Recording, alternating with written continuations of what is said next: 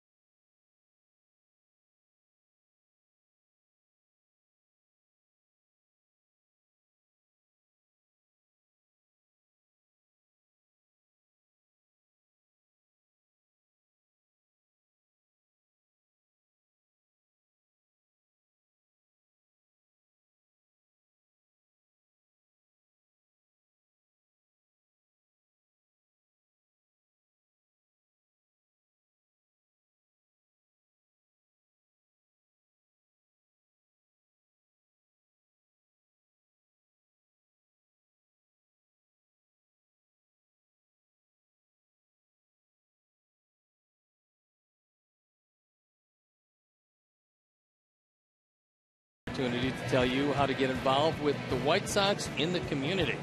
Earlier today, the White Sox Volunteer Corps held its first major service event of the year. A number of White Sox players and personnel, including Alex Rios, Matt Thornton, Don Cooper, and even Darren Jackson, joined nearly 300 fans who spent their Saturday rehabbing Park Manor Elementary School on Chicago's southeast side. By the time they were finished, multiple hallways and rooms were painted, 30-plus bookshelves were built, and 225 plants were planted, giving the school a much-needed new look and feel. There will be more opportunities to lend a hand, so please feel free to get involved. To learn more about the Volunteer Corps, to sign up, visit whitesox.com/community. Stay tuned. We'll have the lineups for tonight's game after these messages.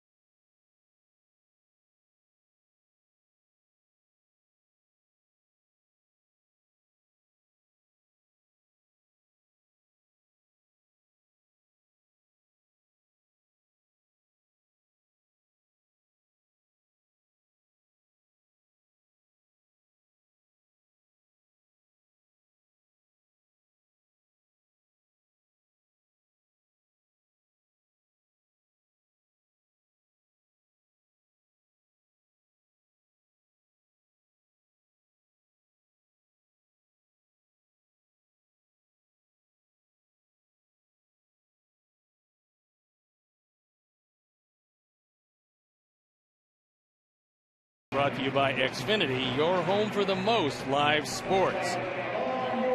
Tonight's game is available in Spanish on your SAP audio setting, provided by 97.5 FM ESPN Deportes, Chicago's first and only FM Spanish language sports radio station. There is our starter tonight, Jose Quintana, going out there against the Angels, who are 9 games in back of Texas. Winners of 2 in a row, however, bringing their road record to 6-13 with that win last night. They were able to accomplish something they haven't accomplished all year long. That's win 2 in a row on the road. Sox on the other side of the page, 14-19, 6 games in back of Detroit, 7-8 here at U.S. Cellular Field. So Quintana and his teammates take the field. And let's take a look at how Mike Scioscia is going to line up his Angels tonight. Alberto Callaspo leading off at third. Then it's Mike Trout.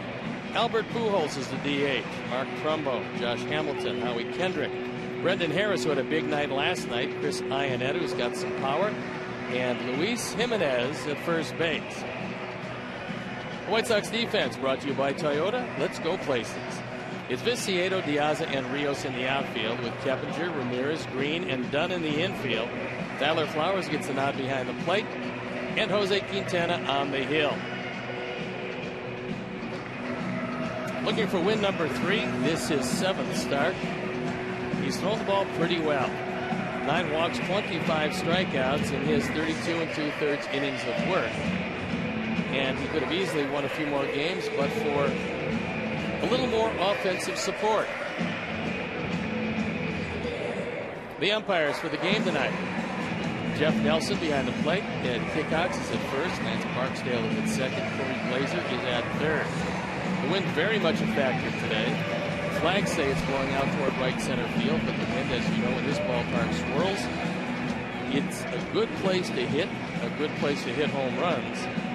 And this Angel team, although they haven't really put anything sustained offensively together, is a pretty solid offense. Robin Ventura certainly not liking the way his club has played defense.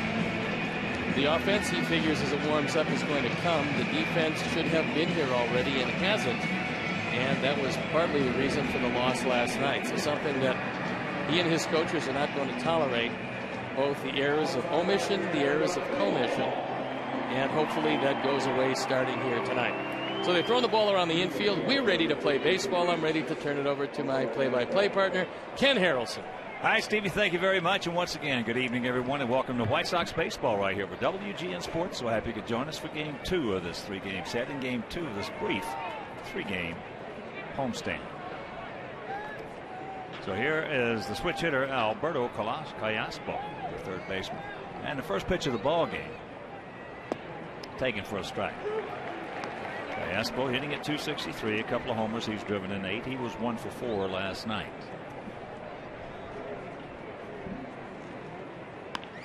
That is hit hard but foul. And the count 0-2. And here at the ballpark, 330 down the left field line, 335 down the right field line, 375 in the gap send, 400 straightaway center. Callaspo, switch hitter, you really have to watch him right-handed. He can put a charge in the ball. He's hitting .462, but in very limited action as a righty.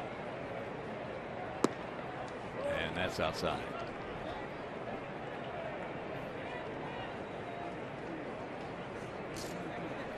Angels 13-22. As Steve told you, 6-13 on the road.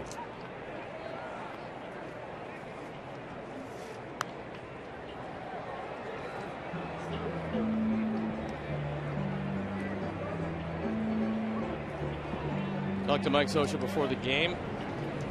He would like to see his pitching staff come together. He knows he's got a few cogs missing out of that bullpen, and he's going to get one back fairly quickly, and that's Sean Burnett. That's a little pop-up. Jeff's going to be there. Can't get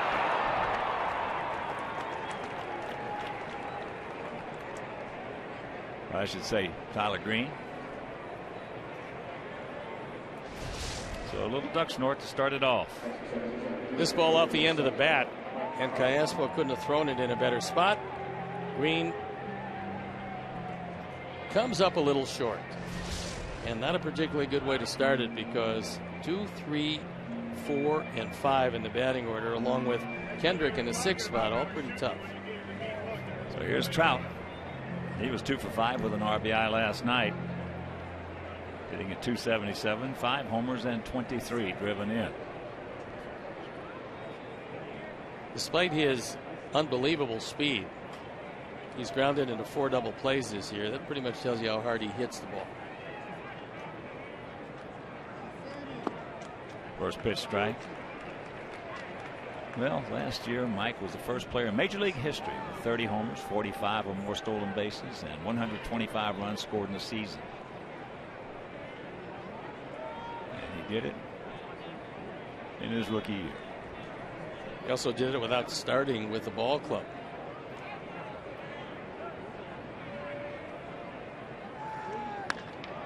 That's hit hard.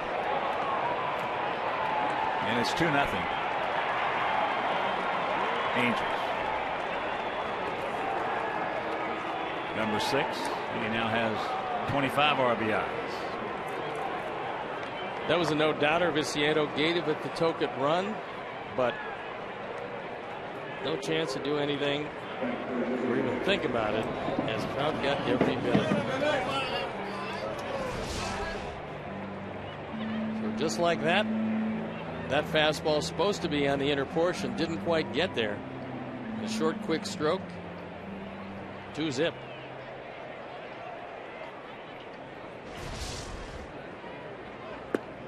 Here's Pujols hitting at 239, 5 homers. He's driven in 20.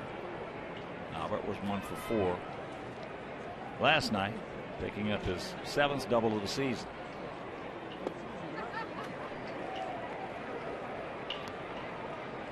A lot of these Angels are going to be looking inside, especially the right-hand hitters against Quintana.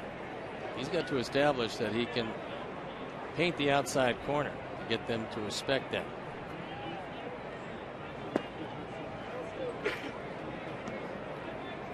Two and one. There's a look at one of the most talented players in all of baseball, Mike Trout.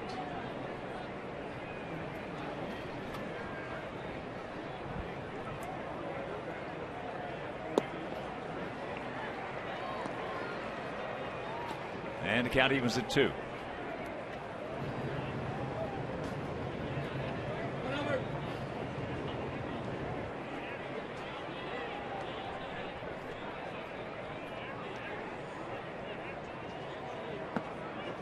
And the count goes full with Mark Trumbo on deck.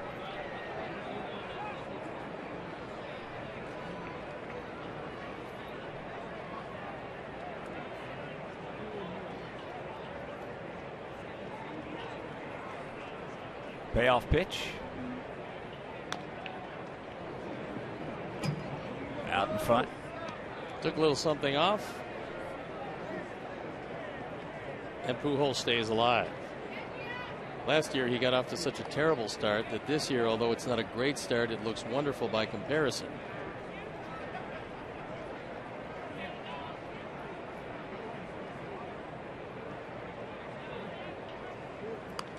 And that's popped up. Took a little something off that breaking ball, and that's out number 1.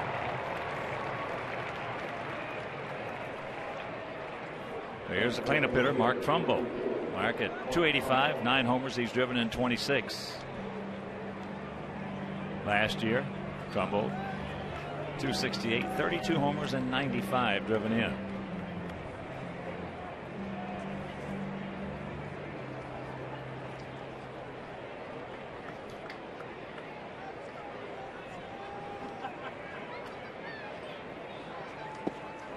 Takes first pitch strike.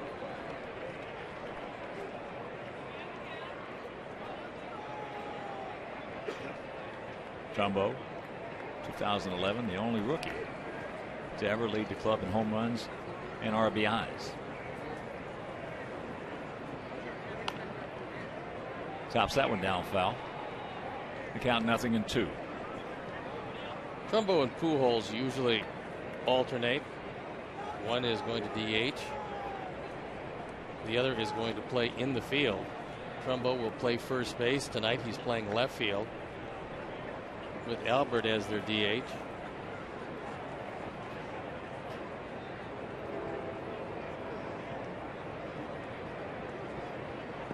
Yes, he did. He gone.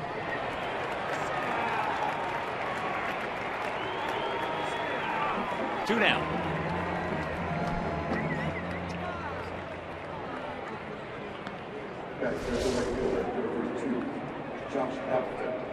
Throws a curveball.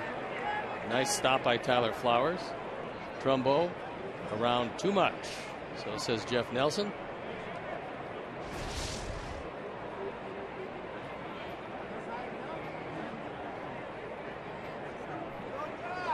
So here's Hamilton.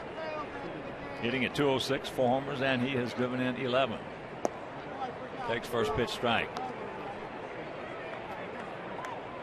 Hamilton, a big man, 6'4", 240. He can run. And in last night's game, he was swinging it a lot of pitches away out of the strike zone. And he can ski with no skis. He wears a size 19 shoe. That's some big puppy dogs right there. Surprised he can make a move that quickly, because he can go get him in the outfield. Underneath that one, fouls it back. So the count 1-2. First year of a huge contract. He left the Texas Rangers after a big year last year. And out of a comfort zone in Texas, he is off to a very slow start.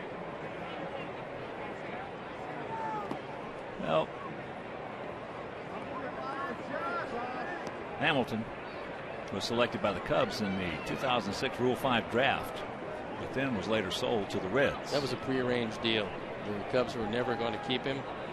The Reds asked him because the Cubs had the first pick to pick him, and then they shuttled him along for that price. And there's a base hit.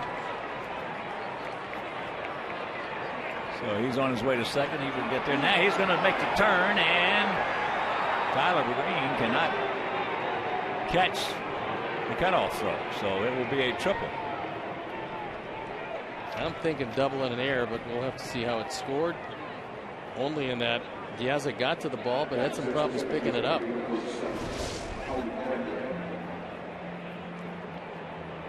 This breaking ball stays on the same plane, and as it's sliding across, Hamilton hits it awfully hard. Diaz gets there and can't pick up the baseball. Then the throw is just missed. Oh, it is a triple. That'd be a tough error to give Diaz. So here's Howie Kendrick at 304. 5 homers and 17 knocked in.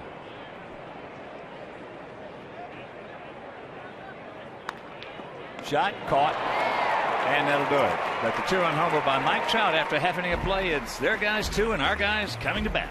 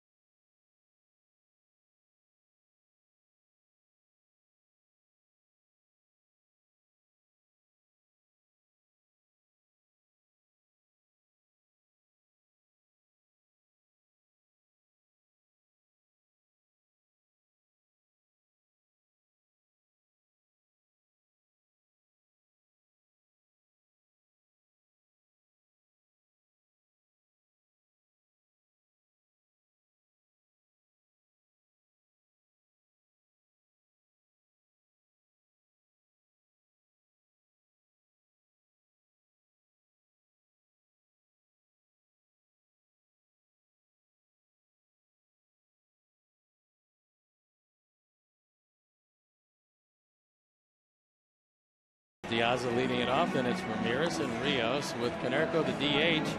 The big man Adam Dunn at first base. Dan Viciedo, Jeff Keppinger, Tyler Flowers, and Tyler Green rounding it out. The defense and how they'll line up behind Jerome Williams. Trumbo, Trout, and Hamilton in the outfield. Callaspo, Harris, Kendrick, and Jimenez in the infield. Chris Iannetta gets a nod behind the plate, and Jerome Williams making just his second start of the year on the hill. He's a fairly hard-throwing right-hander who spent some time with the San Francisco Giant organization. That's who brought him to the big leagues. And he was with the Cubs for a while. As you can see, the ERA pretty respectable at 3.16. He doesn't have a slider or a curve. It's more like a slurve. And he's been pretty tough to hit this year.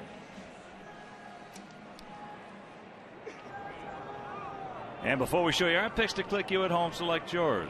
As Alejandro Diaza hitting at .252, 7 homers, 15 driven in, and last night led off the ball game for the second game in a row with a home run. First pitch is taken outside. Diaza 2 for 5 last night, 1 for 5 lifetime off Jerome Williams, who is 31 years old, 6'3", 240 pounds, out of Fresno. He was born in Honolulu. And that pitch is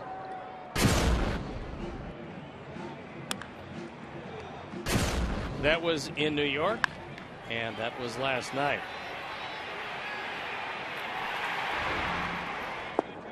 There's a strike and the count 2-1. Sox come in hitting at .226 with a 3.54 ERA. Sox 7-8 here at home. As there's a chopper to Hopper, and that's out number 1.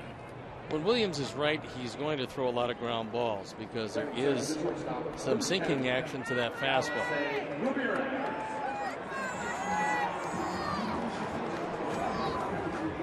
Well, he's doing something right with that 206 opponent's average against. And good enough to move out of their bullpen into their starting rotation, at least for the time being. Certainly until Weaver comes back. Here's Alexei. Takes ball 1. Alexei 0 for 3 last night. Comes in at .254. A homer. He's driven in 5. Outfield slightly to the right. And that's fouled back. 1-1. Rios on deck. A beautiful evening here in the city. Beautiful. A few clouds up there, but 49 degrees. Last night was a very chilly game. Got as low as I saw on the thermometer at 38. It's supposed to get cool tonight, though. Frost warnings around the outlying areas, and so once again, spring is late arriving this year. That's amazing. This is the 5th year in a row we have had a horrible. There's a bunt. It's going foul. We've had a horrible April weather-wise, and a bad. This is the worst start to May that we've had in a long time. That's a pretty good idea, taking a look at Callaspo back at third. If that ball was on the grass, it would have been a base hit. But it wasn't. And it wasn't. 2-2.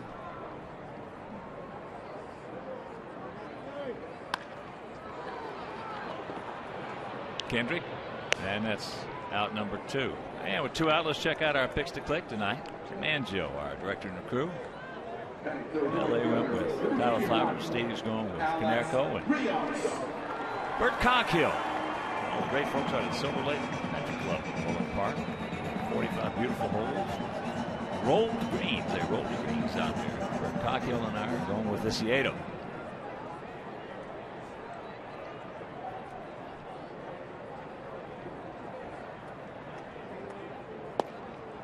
And there is breaking ball strike. Alex hitting at .281, 8 homers, 17 knocked in. 2 for 4 last evening. Williams just coming right at him. On top, nothing in 2. And Alex really has been the most consistent of all the hitters. He's hit in some tough luck this year. Just coming out of his first hint of a slump that he's had all season. Well, with Paulie struggling and Dunn struggling, they got to the point that they just weren't going to let Alex get anything good to hit. They were pitching around him, making either outside corner out or inside corner in, nothing around the middle of the plate.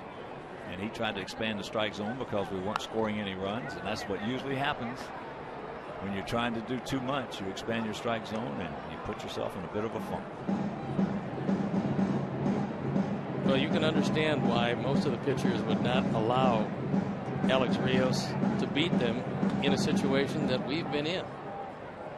Until the guys in front or behind start doing something, he's not going to see much. Well, you brought up a good point there, because you can get protection in front of you, just like you can get protection behind you. If those guys are getting on base, then it's hard for them to go around you. Well, I also like to see, especially early in the game, I like to see that starting pitcher put in a stretch as soon as possible. Because guys, many times who are very good out of the windup, turn out to lose just a little as they move into the stretch.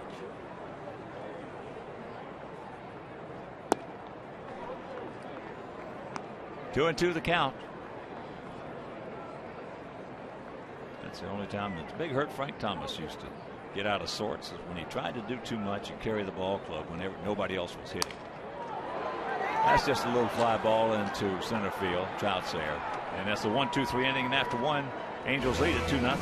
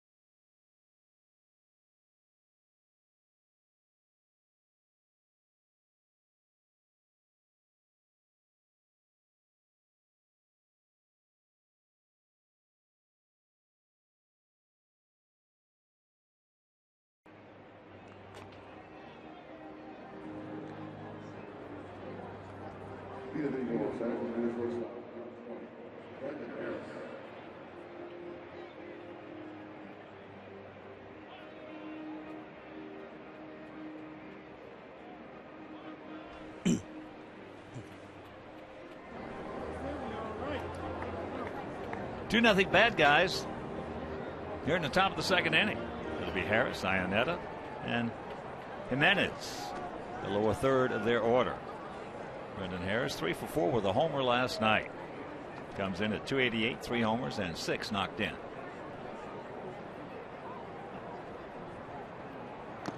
Talking with Mike Scioscia, he certainly feels the same way we do with Gordon Beckham out of the lineup, because Eric Ibar is not playing shortstop. That's why Harris is getting his opportunity. He's making the most of it. But he says you never really know how much you miss a Gold Glove defender until he leaves your lineup and you see what it does to the lineup defensively. We feel the same way with Beckham. Well, Beckham, his absence has just absolutely turned our defense into a thing of beauty, into something that's not real pretty. The whole rhythm was broken. But even while he was here, even Gordon was talking about how we're just not catching the ball the way we should. And we have not. And that's one of the strengths of our ball club. And the first rule in baseball is, number one, catch the baseball. We've given up 14 unearned runs this year. We only gave up 30 all of last year. And unfortunately, with the error tonight, there's 25 errors. Our opponents have only made 12 against our ball club, which makes it tough. Well, when you give 4 outs, 5 outs in some cases, and then 90 feet in a lot of cases, it's going to jump up and bite you.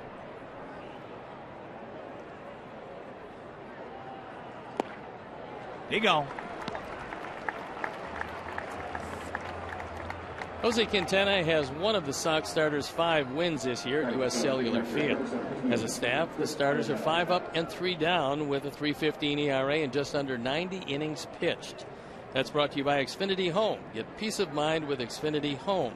Total home security and home control solution that keeps you more connected to what matters most. Here's Iannetta. Just did not play last night. Comes in at 195. 3 homers. He's driven in 9. Hank Conger was behind the plate last evening. Last year, Iannetta hit .240, 9 homers, and knocked in 26. Talking about left-handed pitching against left-handed hitting, here's something that's hard to believe. Last year, the Angels last year had only 8 plate appearances. 8 by left-handed hitters against left-handed pitching. All year long. A lot of switch hitters in this lineup. Yeah, yes, Ibar is, of course, one of the players. Ibar's a good player. But that's hard to believe. Only 8 left-handed hitters plate appearances against left-handed pitching this year. Coming into last night's ball game, which they did not face a left-hander. They've already had 51. And they're going to have a lot, of course, with Hamilton. I was going to say they're going to have a lot more because what they're playing Josh Hamilton, he'll be facing everybody. I've never even heard anything close to that. 8 plate appearances by left-handed hitters against left-handed pitching. Last year they had at least 4 switch hitters on this team. There's a strike. I got to be careful with Iannetta because he's not going to hit for a high average, but he is very powerful. Came up with the Colorado Rockies. And now he is the primary catcher for these Angels. Payoff pitch.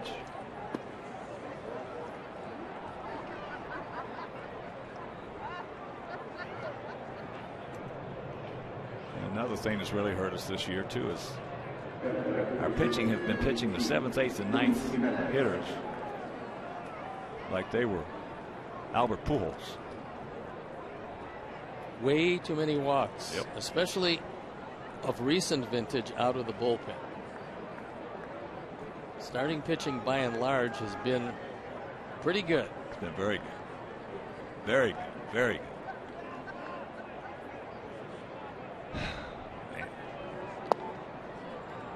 Luis Jimenez hitting at .254. Last year at Salt Lake City, hit .309 with 16 homers and drove in 85.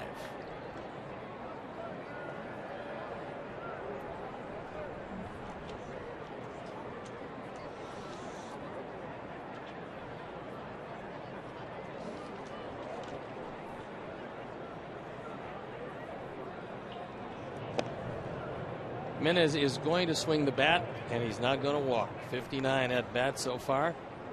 23 strikeouts, just 2 walks. So if it's in the neighborhood, he's going to be hacking.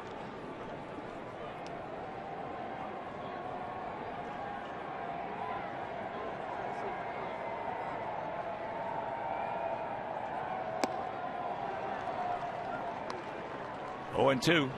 That ball well up and out of the zone.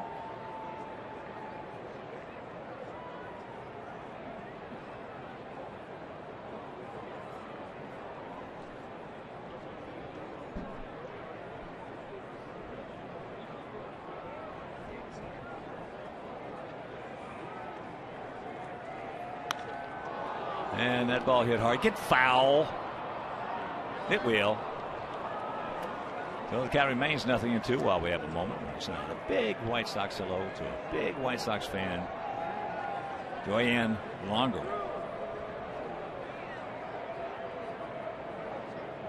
Lonergan, Joanne Lonergan. watching in tonight? Thinking about you, Joanne.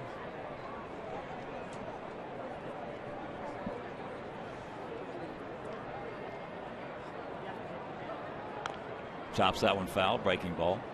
You don't have to throw anything close to Jimenez, and he's going to be swinging. He's taking a long look down at Dino Ebel, but with an 0-2 count, there's really not much to look for. Maybe the contact sign. There's a look at Dino. Alfredo Griffin, the first base coach, his counterpart on the other side.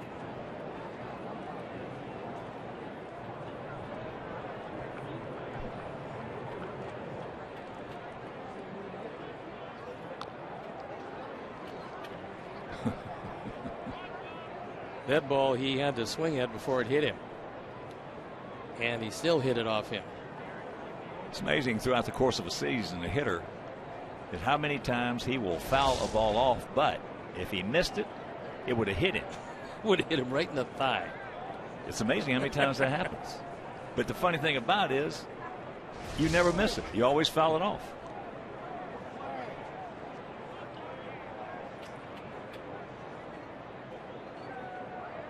That's high and wide. In fact, the Tigers used to have a hitting coach, very famous hitting coach, Wally Moses, who Kaline and all those guys loved. And his theory was, if you're a right-handed hitter, he wanted you to swing the bat, and if you missed it, let the pitch hit you right in the right shoulder.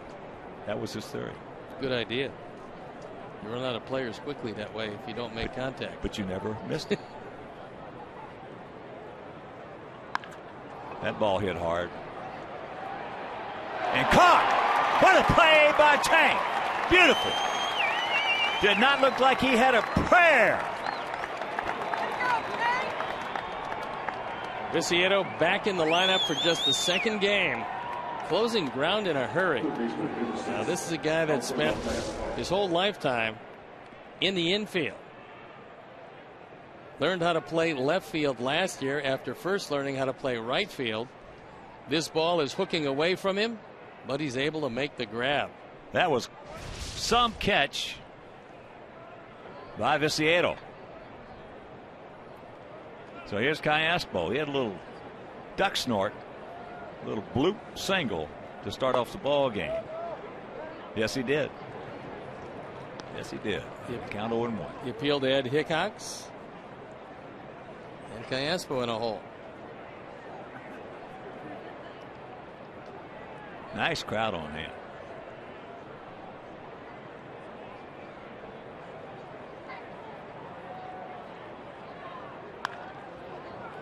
And that ball hit hard but foul. So the count 0-2.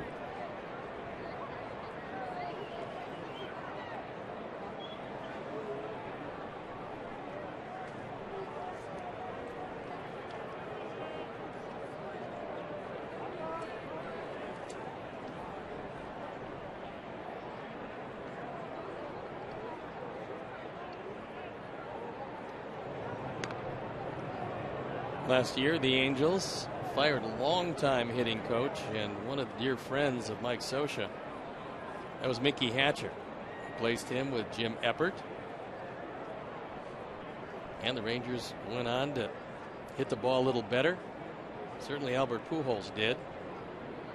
I'm not thinking it was to the credit of Jim Eppert or the detriment of Mickey Hatcher. I just think Albert got off to a horrendous start.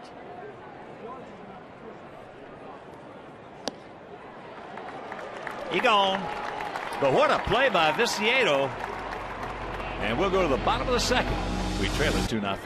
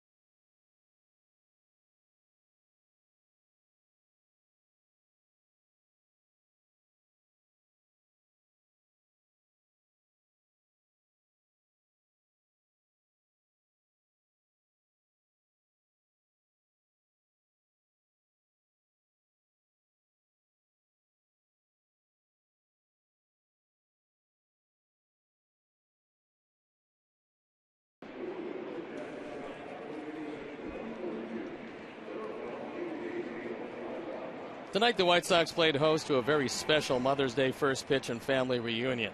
Ginny Page of Bolingbrook was under the impression she won a contest to throw out tonight's ceremonial first pitch. However, that was merely a setup so her daughter Amanda Mason could surprise her on the field. Amanda has served in the United States Navy since 2010, has not been home or even seen her mother in more than 16 months. Tonight, much to Ginny's surprise and delight, they were reunited at the ballpark. A perfect Mother's Day gift. Wow. Now that is some kind of mom's gift right there. Here's Paulie.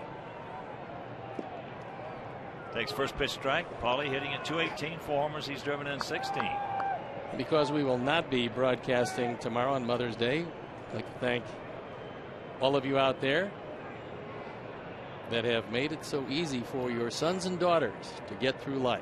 So moms, happy Mother's Day tomorrow. 1-1 the count.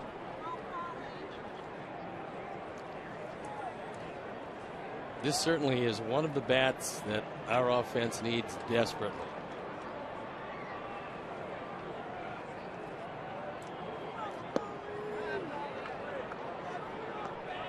One and two. That was a straight change, and Paulie's been having trouble with that pitch. Yeah, it's one of those things where he's out ahead. And you describe it perfectly when you say in between. Just a little late on the fastball, a little early on some of the breaking pitches and changeups. Well, this is the longest I've seen Paulie in between in a while. That's what experience does for you. In most cases, it will allow you to get out of being in between quicker. But Paulie, for some reason, has just had trouble finding the swing he wants. As there is a nice piece of woodwork right there. That on a 90-mile-an-hour low sinker, but he's been having trouble.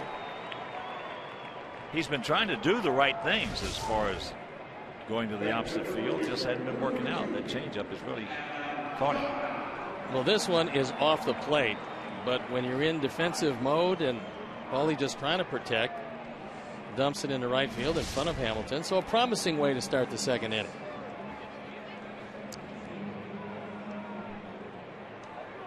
So here's Adam. Adam at 142, 6 homers, 12 knocked in. I'm going to show you that last swing of Konerko on that pitch that was down and away off the plate. And watch how he keeps his hands on this.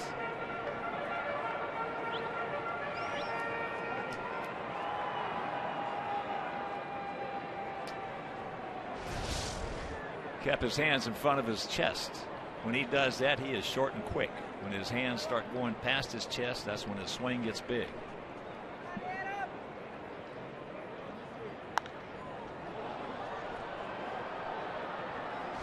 And here's the, now watch how he keeps his hands in front of his chest right here. Even though this ball is not a strike, not even close.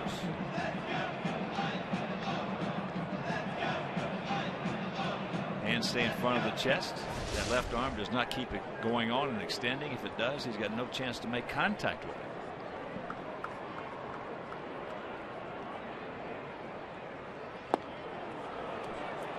And there's the changeup.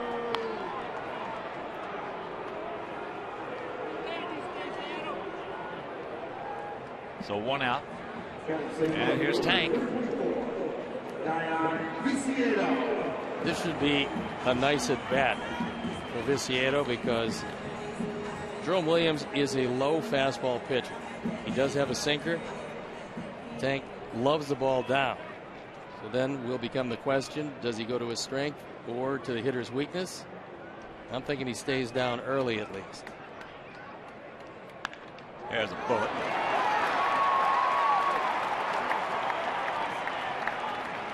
And last night it was a 5-2 ball game. Tank comes up with 2 out.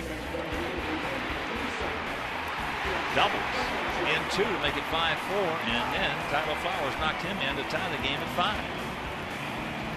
That was just a poor pitch selection on the part of Enright and Hank Conger because they kept on throwing him curveballs. They threw him in the dirt. First time up, Tank had swung through a couple of high fastballs. They didn't go to it at all. It wound up costing him a tie ball game, essentially. Well, it was a 3-2 get me over curveball. So 1 out, 2 on, and here is Keppinger. And he's been struggling. They didn't make sure that ball did not get by him. You don't want to backhand too many when they're to your right. He's got a manager who is one of the best in the business at knowing how to block pitches, and that was Mike Scioscia.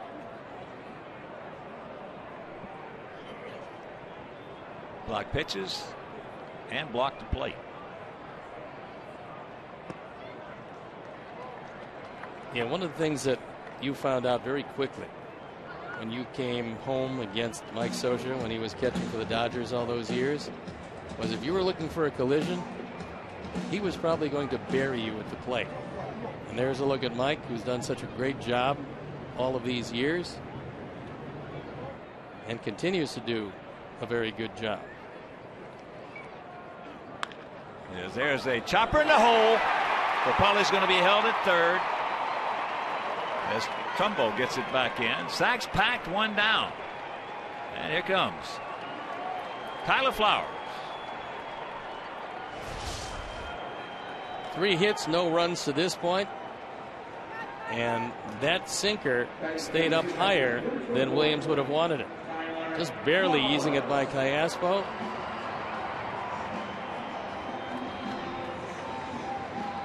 And loading him up. So Mike Butcher comes out to the mound to talk with Williams. And the only catcher that I saw that was good, maybe even a little bit better than blocking home plate, where you just couldn't get there, was Bill Freehan, Tigers. Which Bill was such a big guy. And obviously the tough son of a gun. There was another guy that the White Sox had. Ed Herman. Ed Herman was good at it. The other guy was good at it was Gene Tenaci was really good. He was like a stone wall. But Freehan was probably the best I ever saw at blocking the plate.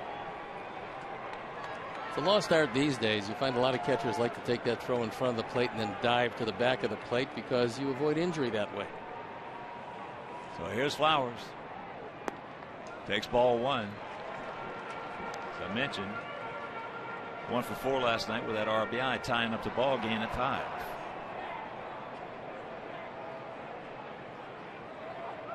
Joe McEwing is going to run every chance he gets on Trout in center field. Hamilton has a very strong arm in right. Trumbo a good arm in left. Don't help him out. 2-0.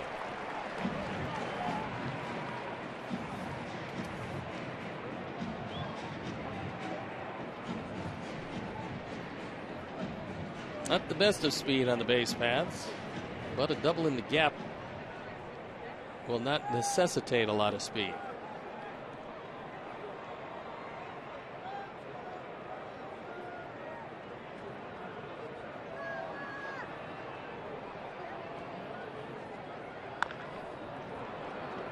Way out in front. So 2-1 to count.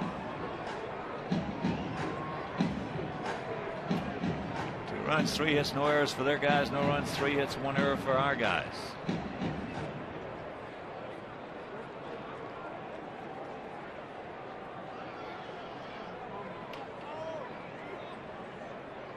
Outfield straight up, spread out, not equidistant. Maybe a small gap in left center.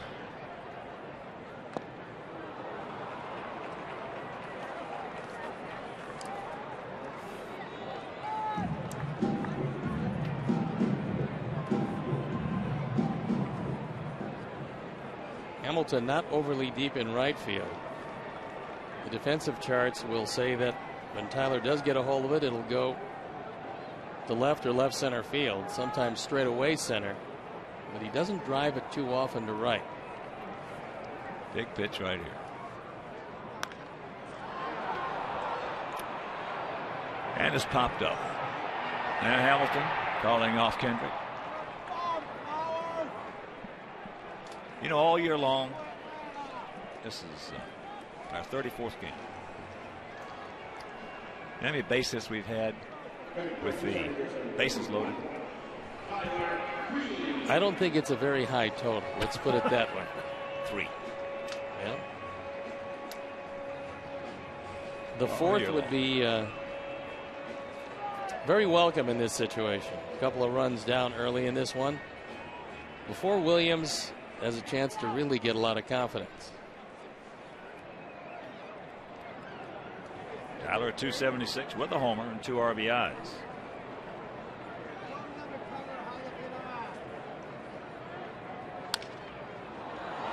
Softly hit. Underneath. Can't get him. Paulie scores. Infield single is 2-1. There's a Doc Edwards shot. The broken bat slowed that ball down, and Tyler Green has very good speed. Former #1 draft pick back in 2005 because he could run well. He's a big guy and he has some power. But this time Williams cracks his bat on an inside fastball. The ball gets by him, and by the time Harris gets there, even if the throw is on the bag, he's not going to get him. So it goes as a run batted in. The third by Tyler Green, and the inning rolls along. Pass up to Alejandro, who grounded out to Kendrick at second.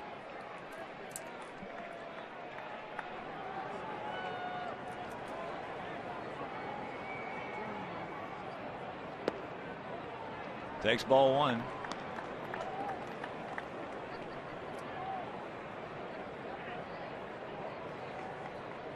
That has been one of the bigger problems this year. 4 base hits have yielded 1 run. So playing station to station baseball a lot of times comes back to haunt you.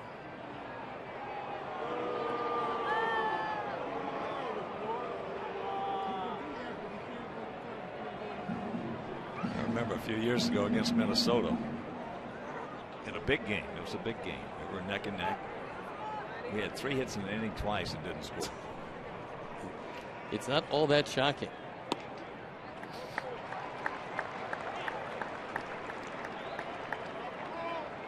Two 2-0, so the catbird seat goes to Diaza. With the 2-0 count, Hamilton actually moved back about 3 or 4 steps in right field.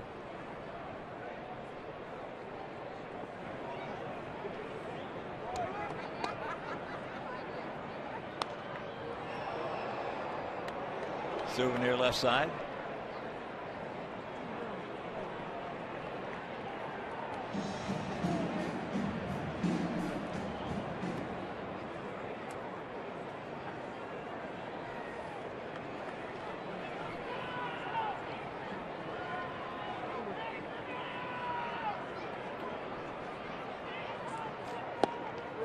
Good check, 3-1. That ball just missed down.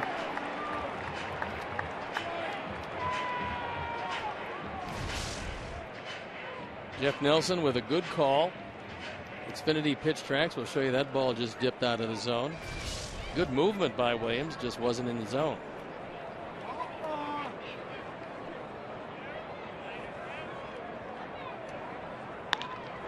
And there's a shot base hit. They're going to wave him around. Here's the throw. He gone. So Cappinger gets thrown out at home plate.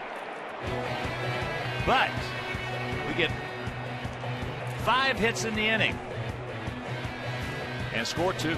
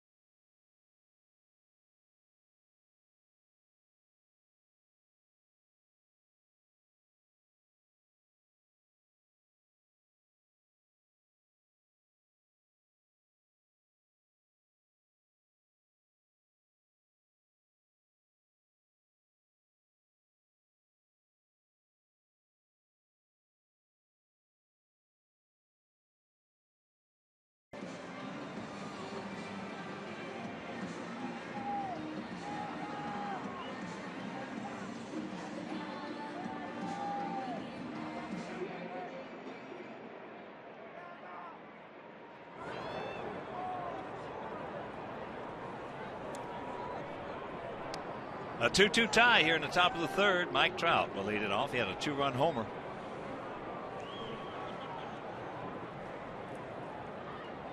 Takes a curveball strike. 5 hits that inning. It's the second time all year we've had 5 hits in an inning. This time we come up with 2 runs. And run on, by far their best arm in the outfield with no chance at the plate.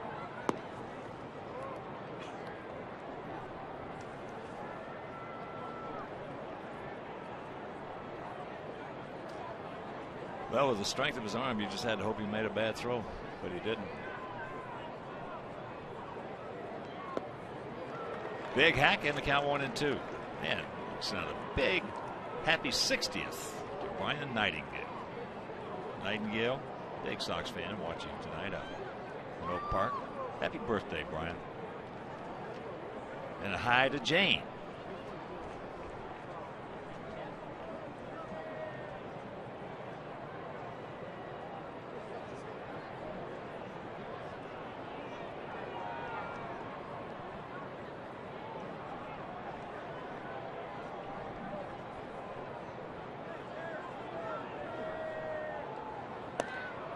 High and away.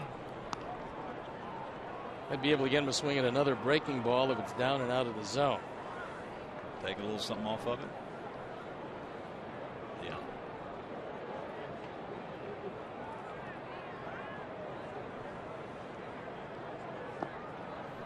Full count. You don't want to walk this guy. Not ahead of those other bombers in this lineup, especially with the speed of Trout. And there's a lot of folks who think that before it's over, Trout is going to lead off. Because if you can get him that extra at bat per day, you're going to be a better team. That 3-2 breaking ball hammered. Good thing he didn't get it up. So great speed aboard. He's 5 for 6 in stolen bases last year. As I mentioned, 49 stolen bases. He's only thrown out 5 times. Send along best wishes to Jill Estep, big time insurance exec, looking on in Arizona. And birthday greetings to Larry Stone, also looking on, celebrating number 11. I'm sure by eating most of the couch.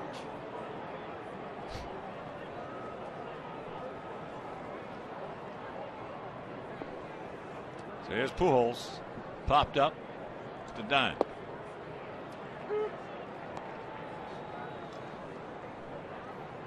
Larry is a Rhodesian. He is Rhodesian Ridgeback, and they are famous for eating couches. He will eat anything. Diamond will too. Ours.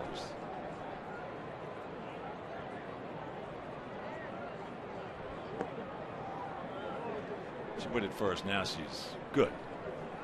She won't do that. 1-1 to count. Albert Pujols. What a story. Well, the big story would be if Albert hit the ball on the ground, because he would then ground into his 8th double play of the year. Albert's not going to beat too many of those at first base. Get foul. Get foul. It will. Pujols came up in 2001. Now Albert is 33 now, but he came up in 2001. Hit .329, 37 homers, and drove in 130 as a rookie. That was at the time. That was in Arizona at the time. Was at the time you weren't getting quite as much information out of the Grapefruit League if you were in the Cactus League. And so I hadn't heard much about Pujols until I saw him in that first series against the Diamondbacks and was absolutely in awe of his ability. Saw it off right there. Well, he's hit 37 his rookie year, then next year 34, then 43, 46, 41, 49, 32, 37, 47, 42, 37, and last year 30. He hit 30 when you consider that he didn't have a home run into the middle of May. It's a pretty nice season overall.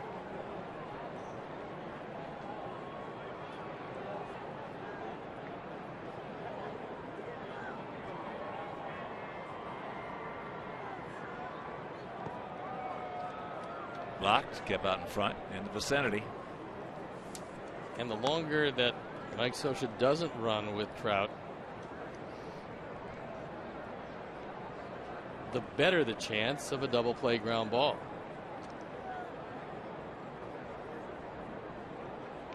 Albert's only fanned this year 21 times in 134 at bats, so it's not like he strikes out all that often.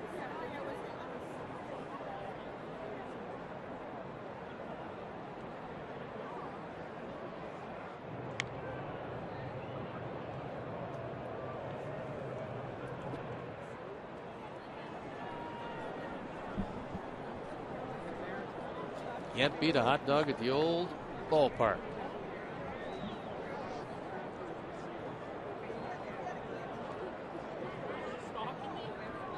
Decent lead by Trout. He does not go. And a full count. I would assume he's going here. I think he could stack it up. Trumbo in the on deck circle.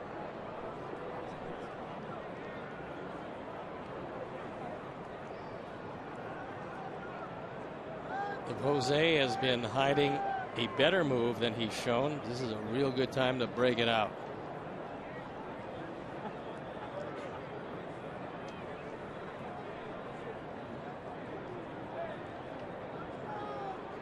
Payoff pitch.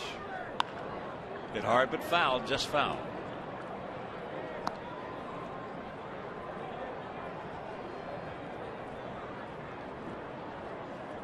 And as we speak, Cleveland leading Detroit 3-1. That's in the bottom of the third at Comerica Park. It's Justin Verlander going to the mound for the Tigers, and Ubaldo Jimenez going to the mound for the Tribe, scoring that 6 1/4 ERA. Hopefully he'll find the magic tonight. But right here, once again the payoff, and once again a foul ball. And also top of the fourth in Kansas City, Yankees and the Royals are tied at 1. Baltimore leading Minnesota 3-2, top of the fourth at Target Field. Got some finals. Cincinnati beat Milwaukee 13-7. Cubs over Washington 8-2 at Nationals Park. Giants hammered the Braves 10-1 out at AT&T. But once again, these Angel hitters seeing a lot of pitches, and here is again, no, they got him picked off. He gone. That situation was crying out for a better move to first base than Quintana had shown, and he gets Trout leaning, and the best thing you can do if you're a base runner once you're picked off is just go in as hard as you can, try to get in the middle of the throwing lane, in this case for a right-handed first baseman, and hope he hits you in the back. Right-handed first baseman being the key. So there's a line drive base hit. So a lot of pitches. Finally got one he liked.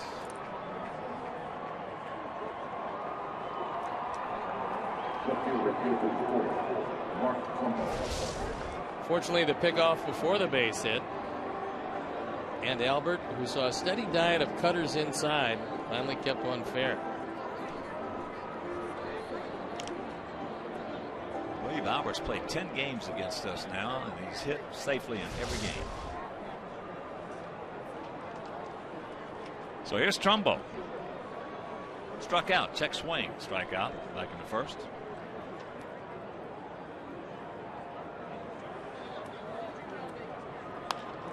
And that's into right. That's a can of corn.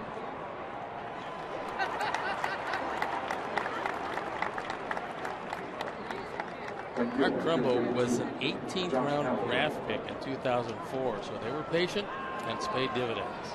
And tickets for the season have been greatly reduced for nearly all games, and the schedule is full of great matchups, promotional nights, family Sundays, and post-game fireworks. So purchase your tickets today by visiting WhiteSox.com or calling 866-SOX-GAME.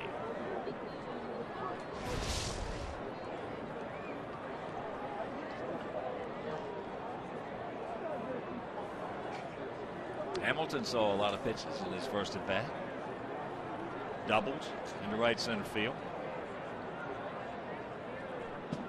a tough error Bob Rosenberg gave Piazza, going as hard as he was, trying to pick it up, bending over from the waist. But he gave him an error. As Hamilton takes ball 1. Hamilton 0 for 5 last night.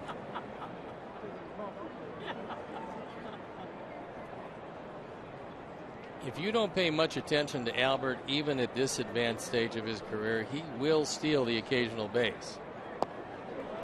Big wave.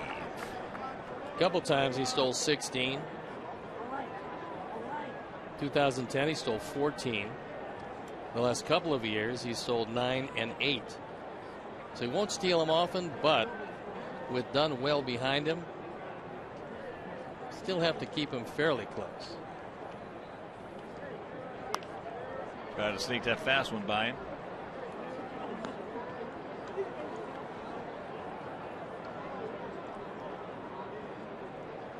As you can see, pretty good percentage over the course of his career for a big man with all kinds of power. Most of the time, those steals have occurred when you just lost track of them or didn't pay attention to them. And what Tony La Russa told me, he's just a smart base runner. He would pick the right pitch more often than not. When you do that, you get another step and a half.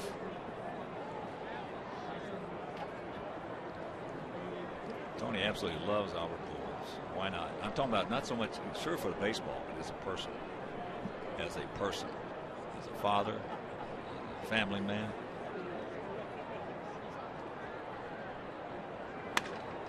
All right, boys.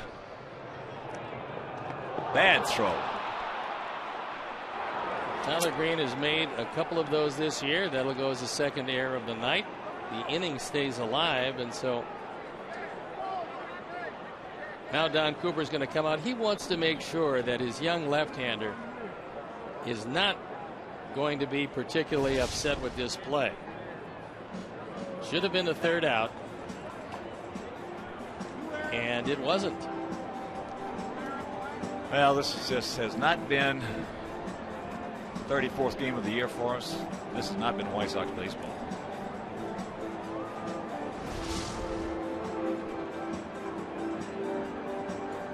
And Coop's going to definitely give him something positive that Steve just alluded to. He just wants to make sure that he gets out of this inning because he's facing a guy who has been the toughest of all the hitters all year long, and that's Howie Kendrick. And if you don't have your mind on exactly what you want to do with Kendrick, and you might be worried about what has previously happened, a very good pitching coach, and Don Cooper is that. Going to remind you, you can't do anything about what has happened, but you're looking at the guy that can hurt you. Kendrick hit a rocket down to third for the final out in the first inning.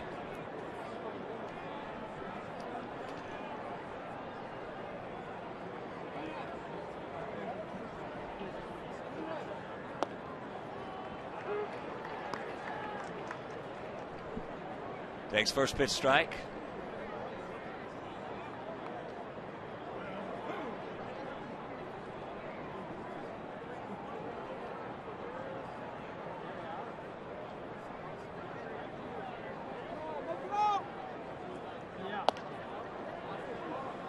Second pitch ball. 1-1 to count.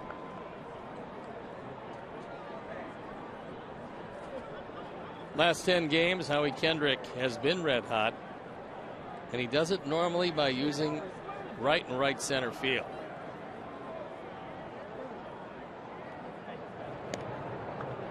Kendrick has been barreling it up all season. On that pitch that was not made, Tyler Flowers had shifted inside, so it looked like Quintana was going to throw a cutter, trying to throw it in on the hands of Kendrick.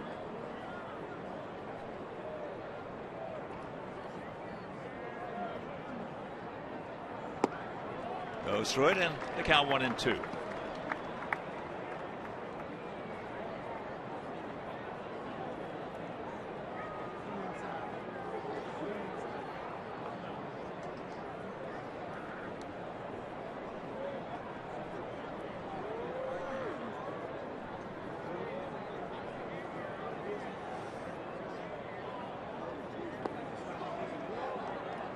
That's in the dirt. And his pitch count here through 2 2/3. That's one reason these errors have been magnified so much more in the last, especially the last 10 years, than in the past because of the pitch counts. 70 pitches. This will be his 71st, and we're not through the 3rd inning.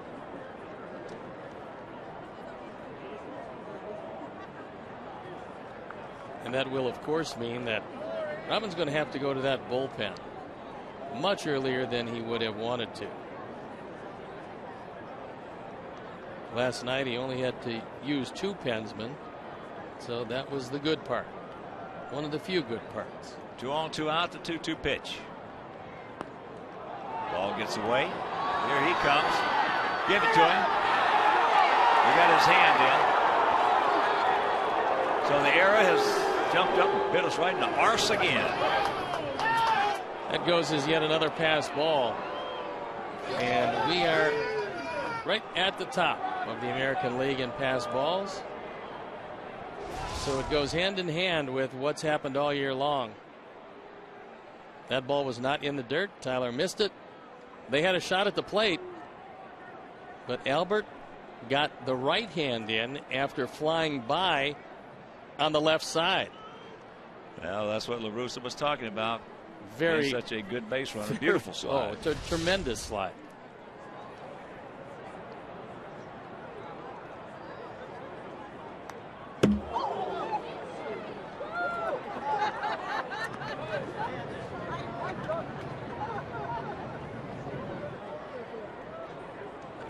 Give them 4 outs an inning, in some cases 5 outs an inning, and expect to win Major League Baseball games. First rule in baseball is catch the ball.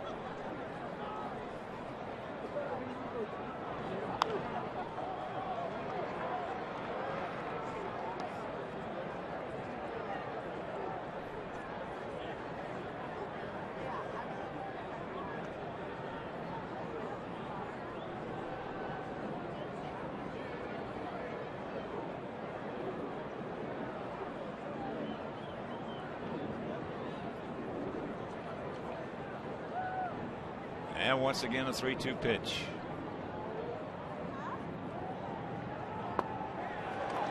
Got him at the arrow. The run, and we trail it 3-2.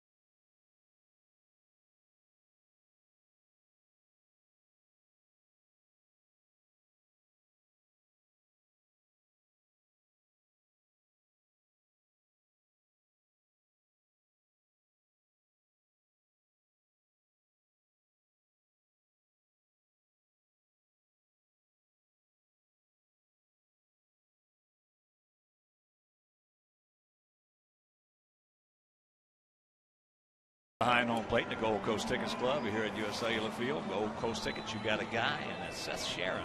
Seth Sharon and all the great folks at Gold Coast Tickets. That is a really nice place. Williams has to go through the middle of the order, and it's just a one-run game. Long time to go in this one.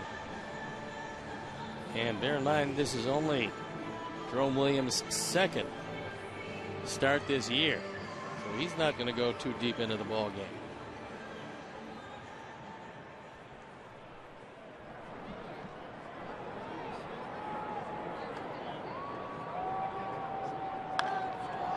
Alexei. One pitch, one out. Alexei now 0 for 2.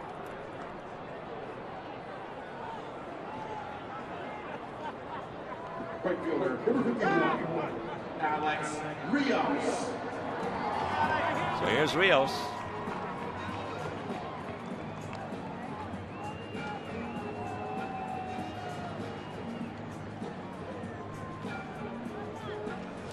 Gordon Beckham, on the bright side, said that he would like to be back within a couple of weeks. And that will certainly help things. Well, when you're talking about the best second baseman defensively in the American League, yeah, I guess it would help out a little bit. He's right there. Probably him and Robbie Cano.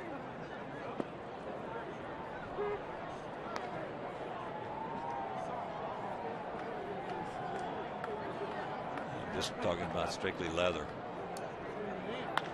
Hey! Stretch! Way back! Gumbo looks up, jumps, and makes the catch. Mercy!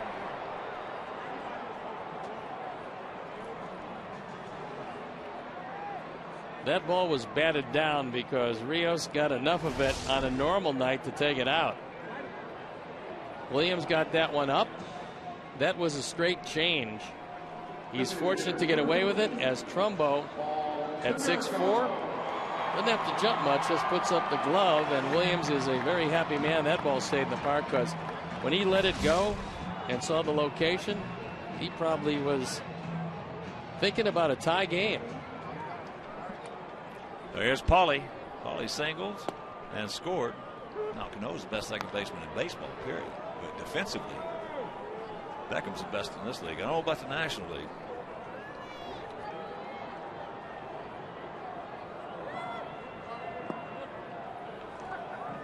Phillips has been playing some kind of second base for Cincinnati. He's a pretty good one. Yeah.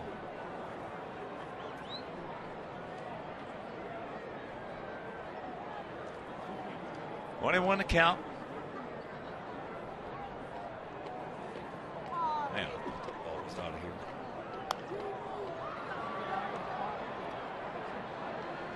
Out to play right side.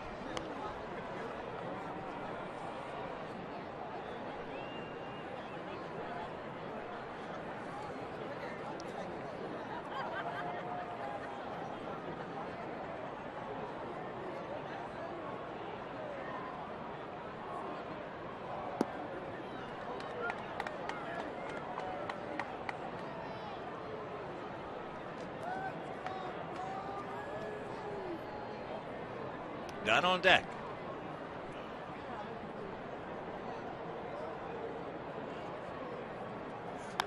That ball hit hard, but right at Trout. So that's a hang buffing for Paulie. Meanwhile, a 1-2-3 inning, and we still trail at 3-2.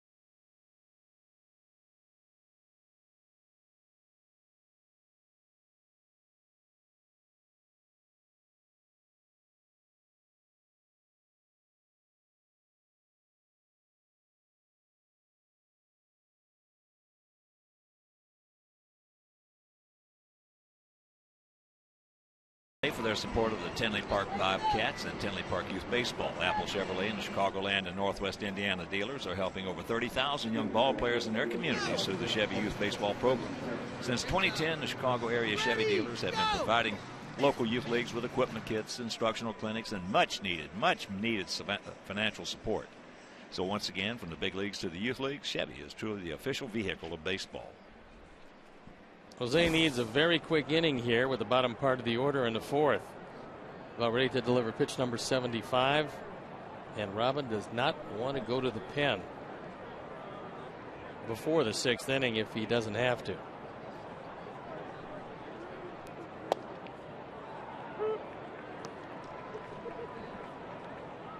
Mark Merrill and Deb Merrill. Deb's up in the booth with us, stage manager, celebrating their Mother's Day right here in the ballpark. And a very happy Mother's Day to each and all tomorrow.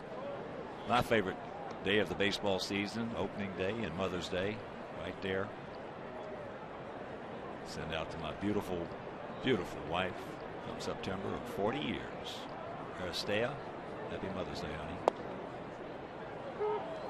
Where is Gumbo Merrill? That's Deb's dog. And Gumbo's very unhappy that first dog day, unfortunately, was weathered out.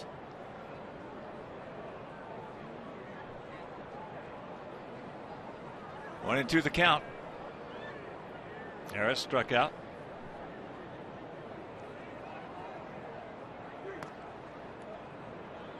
He was trying to throw a fastball by him on the inner portion of the plate, but that one was down and out of the zone. I asked Mike Scioscia about Ibar and would he be available. He said he thinks tomorrow might be a little too soon to bring him back. You got a hamstring problem. The last thing you want to do is exacerbate it. Breaking ball. One out.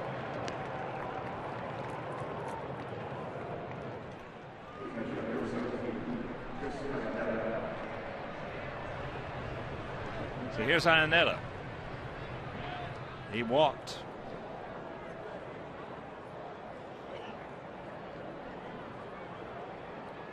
What do you think is more difficult to come back from? The oblique, which has been plaguing baseball the last 5, 8 years, or hamstring, which has been plaguing baseball for quite some time? I've had an oblique problem for 6 years. I never had a hamstring problem, so I can't. I would say hamstring probably. I know the oblique, it's hard to swing a bat, but you can fight through it. Hamstring, you can't fight through. One wrong step there, you're gone. Well, Matt Kemp was lost for a long time to the Dodgers last year with a hamstring problem.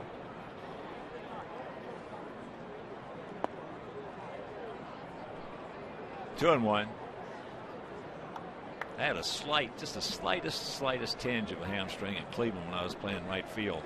It was the time the Cleveland Browns got done with that outfield, it was just like a swamp. And it slipped a little bit and pulled it just slightly, but that was the extent of it. I've seen guys get them so bad. I saw Harmon Killer group. We were playing the All-Star game in Houston in '68. He made a stretch out to first base, and they had to carry him off the field on a stretcher. Sometimes they have to be operated on. That's high in the right field. 2 down. One out away from a fairly quick inning.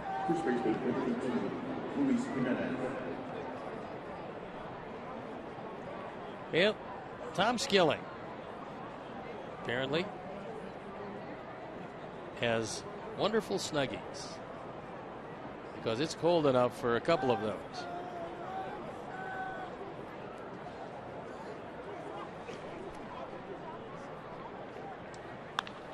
Watch out.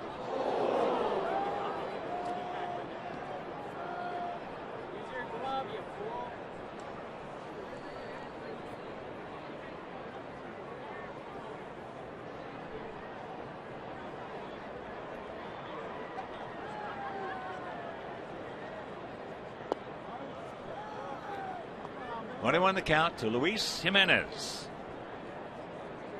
He was robbed of extra bases on a beautiful catch by Viciedo. It did not look like he had a chance. The ball was hooking away from him. Stayed right with it, got a great jump, and made the play. Could have been really big because Iannetta had walked with 1 out.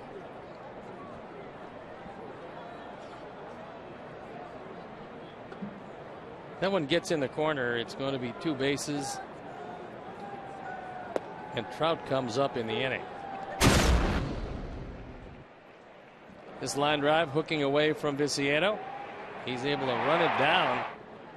And they got out of the second inning without facing Trout.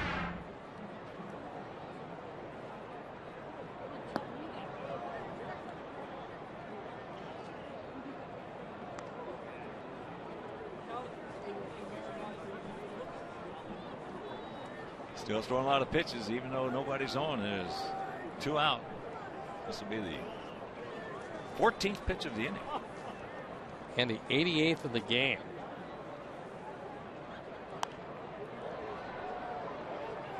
I was talking with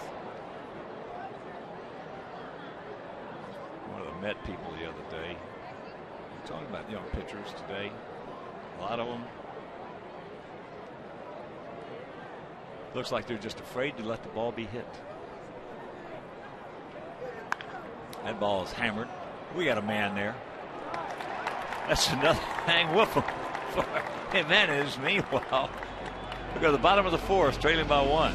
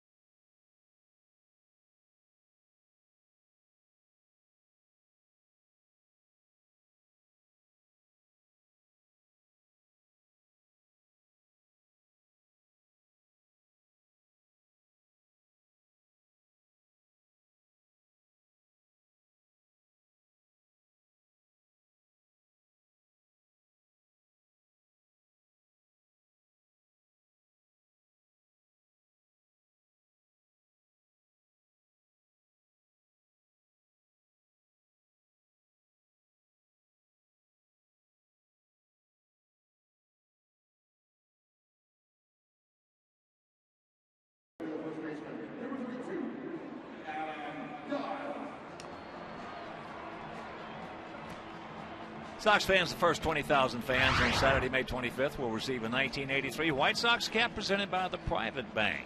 The Private Bank, the bank for business, the bank for life.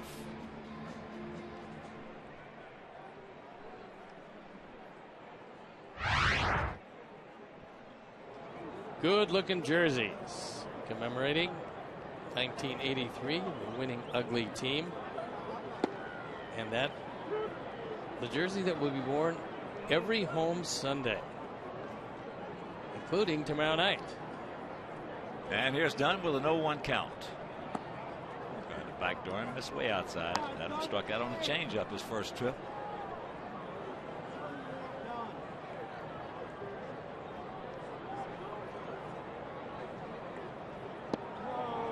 Another changeup. Williams has had enough success with it where he's going to go to it again.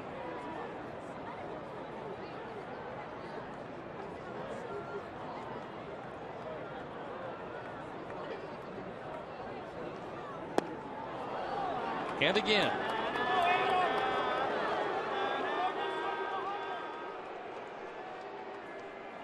Second strikeout for Williams. Get another straight change, and this one the bottom falls out of. It's 2 strikeouts for Williams, both of them Adam Dunn. So here's Tank. He singled and scored back in the second. Takes a curveball strike.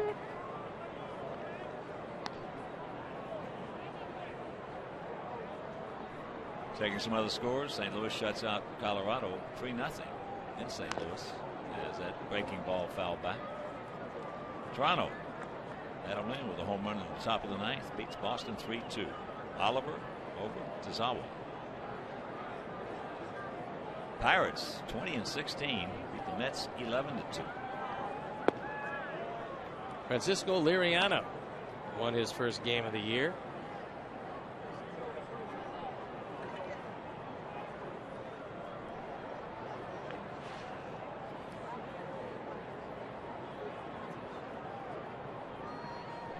Two balls, 2 strikes. Viciedo. Yankees leading Kansas City 3-2, bottom of the 5th in Kansas City. Minnesota's come back to take a 6-4 lead over Baltimore. That game in the top of the 5th at Target Field. Cleveland still leading Detroit 3-1, top of the 5th in Detroit. Baltimore has a youngster named Manny Machado who we saw last year. All kinds of talent. Hadn't quite matured enough last year to make a huge difference in that lineup, but this year a different story. Machado hitting .316 in the early going, and he's been a good one. Full count, no check, that ball 4. So that's hard to do. Tank drawing his first walk of the season last night. Walks in back-to-back games. Calls for maybe the game ball. So here's Keppinger. He chopped a single in the hole between third and short.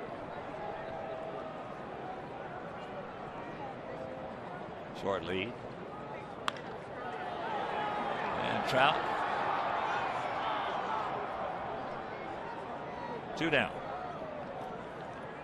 Trout rated an exceptional outfielder, but does not have a great arm. But with his speed, he can make up for a whole lot going alley to alley in center field.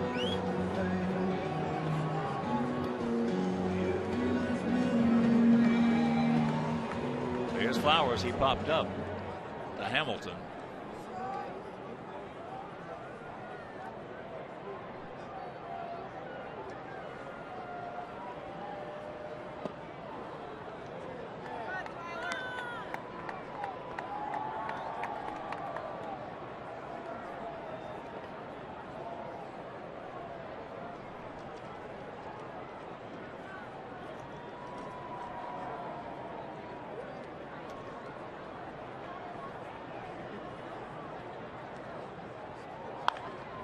Softly hit off the end of the bat.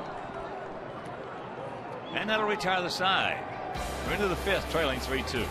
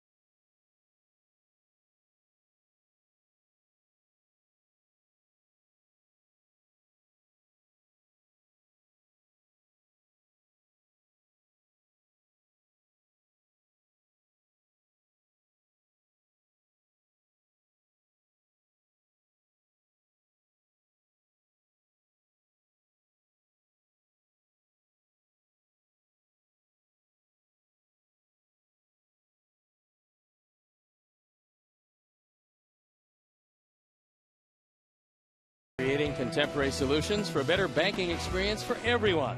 Fifth Third Bank, the curious bank. Member FDIC.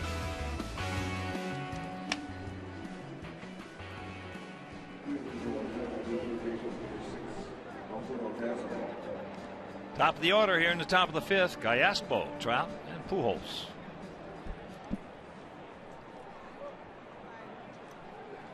Three, 5-0 for their guys. 2-5-2 for our guys. Angels came into this one 7th in the league in hitting. Our ball club at the bottom average wise. And 4th in the league in the longest games played. That's not surprising. Not after we saw last night, no. They've got a few boys out of their bullpen that take some time delivering the ball. Next pitch will be number 93. Both of these teams have really struggled in the early going.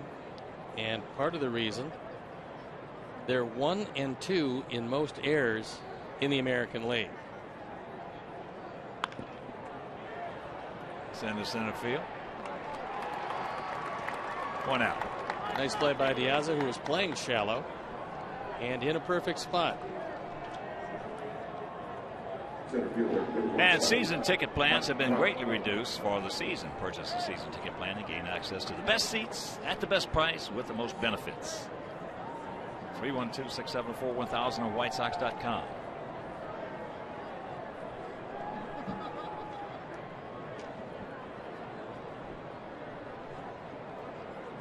Trout, 2-run homer in the first, and a bullet single leading off the third. I'm not sure if you want to stay on the inner portion. He's quick, short and quick. Yeah, I think that Quintana has got to establish the outside part of the plate. He certainly has one of the quickest right-handed swings in the American League.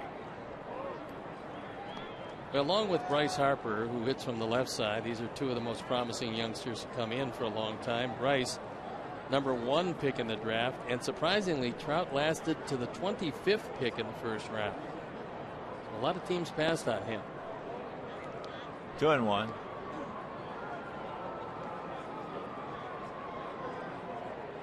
Yeah, they're missing great young players. But you get 2 of them coming in 1 year. The last time that maybe of this quality. Jim Rice and Fred Lynn back in 1975. And they came in with the same ball club. Yeah. Rice's in Cooperstown. Freddie Lynn had certainly Cooperstown ability. Freddie Lynn was the first guy to ever be Rookie of the Year MVP in the same season. Since then, of course, Ichiro has duplicated that. Of course, the difference was Freddie Lynn actually was a rookie, and Ichiro came in a star. Just muscles that one out. Both Harper and Trout are fun to watch. 2 down now to bring up Pujols. Well, maybe a difference between the two. Trout is faster than Harper. Harper has a much better arm than Trout. They both have tremendous power. And I say they both have big power. Yeah. So, you know, it depends. Do you want the left-hand hitter? Do you want the right-hand hitter? And probably the biggest difference is the defense of Harper.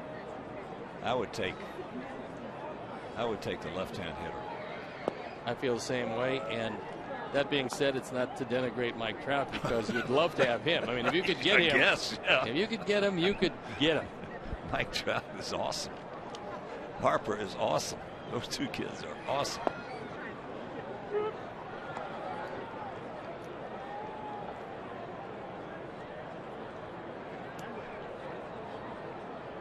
Trout's not that much quicker. He is quicker, but he's not that much quicker than Harper. Harper can fly.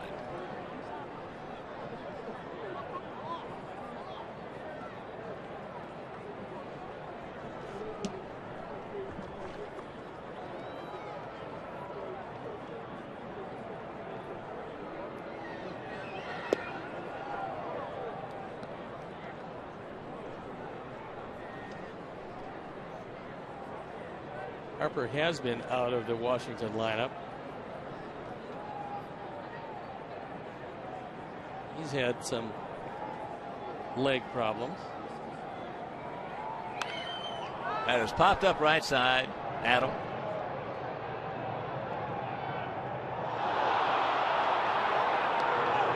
Got him. That'll be E3 and 3-1 put out. That'll retire the side. Halfway home, trailing by 1.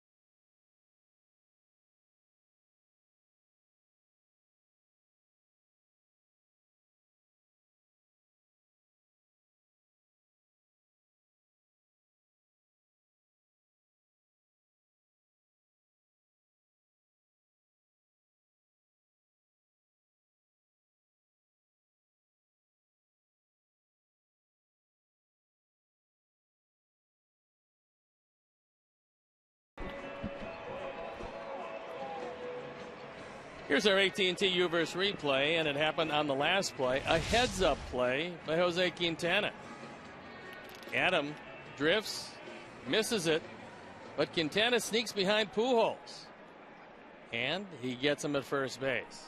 So the third error of the night turns out not to hurt the ball club, except it ties us for the league lead in errors with the Angels.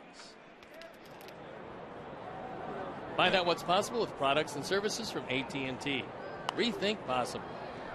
That pitch fouled away by Tyler Green, so the count 1-1. That's just totally unbelievable that our club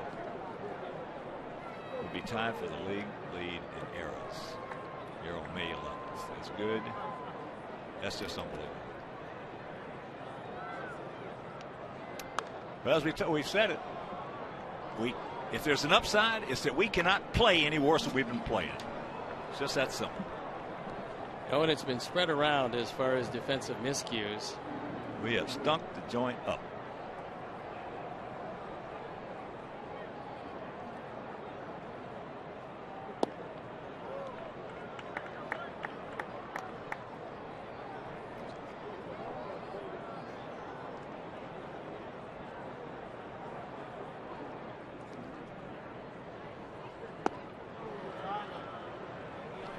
One out. The fifth inning is brought to you by Fifth Third Bank, creating contemporary solutions for a better banking experience for everyone. Fifth Third Bank, the curious bank. Member FDIC. Number 3, Alejandro De Asa.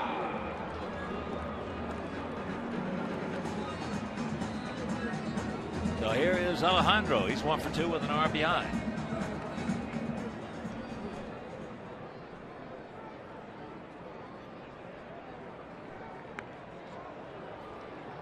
Good concept. Meanwhile, 0-1. Good idea with Callaspo at third, even though he was on the grass. Williams not the quickest off the mound.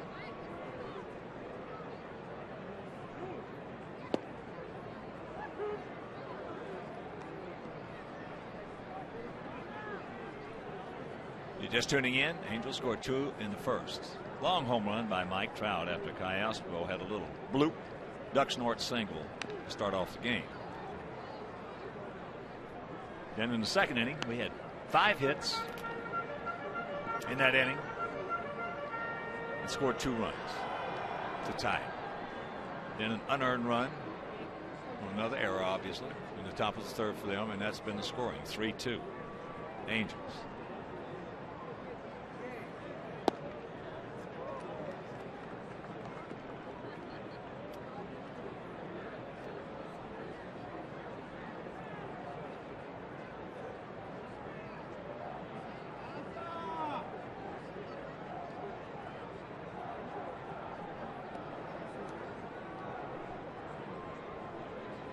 Year-old right-hander Jerome Williams, 6'3", 240 pounds, out of Fresno.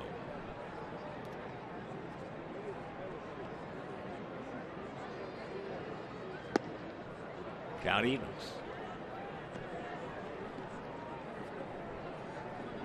And make your plans to be with us here at the ballpark tomorrow night.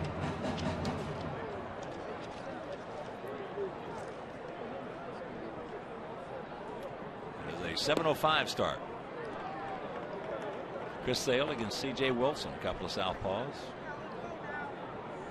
And that game, if you can't make it, will be over ESPN. Then, after the ball game, we'll board our charter and go on over to Minneapolis. 3 games there, and then finish it off with 4 at the Big A in Anaheim. Young man made a terrific catch and has himself a souvenir. Indeed he did. Oh, he did a terrific job. He caught the ball and came away with a sore hand, but small price to pay. It's one of my real joys in baseball, seeing the smile on him. That ball hit hard, but right at Trout. That's a Hang Wolfham. You're seeing the smile on a child's face when he gets himself a baseball. So here is Alexei. He's grounded to second and going out to center. Now he's explaining how he did it. And recognizing that he's on television. He just signed a very lucrative contract because he can catch the ball.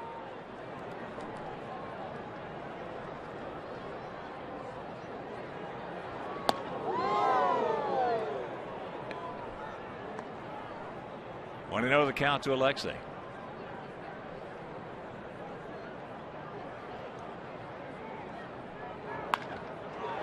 There's another one right at Trout, and that's the Hang Wolfham. We have finished 5 and we trail it by 1.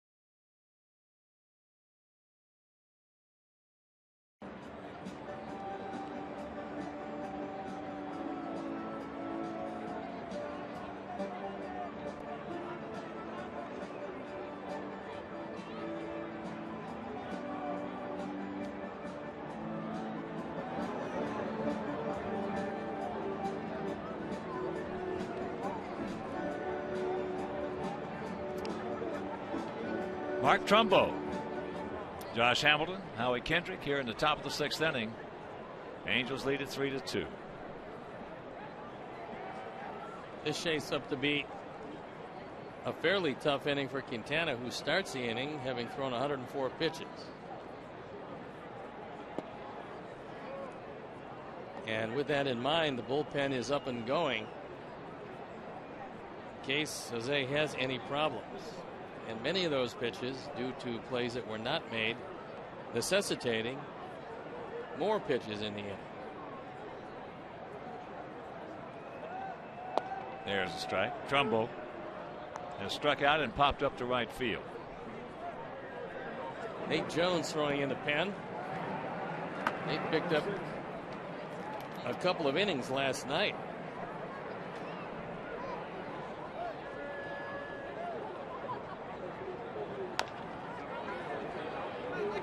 Top 2 hopper. 1 out. And Sox fans, join us tomorrow, May 12th at 7:05 as our Sox take on these Angels. First 10,000 ladies ages 14 and over will receive a White Sox Mother's Day tote presented by Lumber Liquidators. Lumber Liquidators, where you can get the best deal on a new hardwood floor. Purchase tickets now. And there it is. It's a beautiful tote. Visit WhiteSox.com or 866-SOX-GAME. Minnie Minoso was here earlier, and so he was able to pick up the tote bag.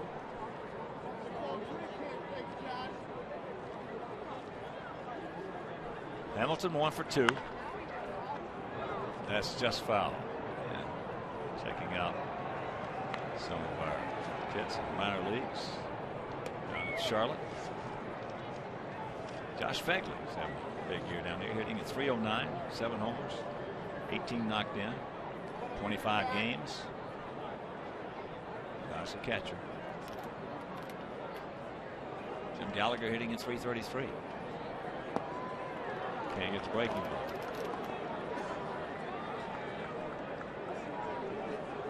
And in Birmingham, good looking young infielder there named Marcus Semien hitting at .315. And that's inside. Andy Wilkins starting to get it cranked up, hitting at .305. 4 homers, those coming in a hurry, and 19 RBIs.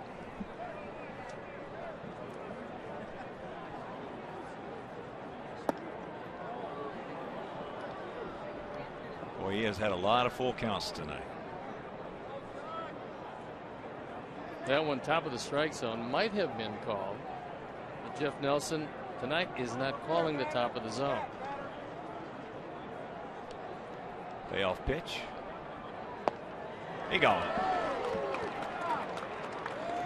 2 down. 5 strikeouts now. Second baseman, number 47. Zay throws a good fastball on the outside corner and throws it right by Hamilton. That was a way late swing.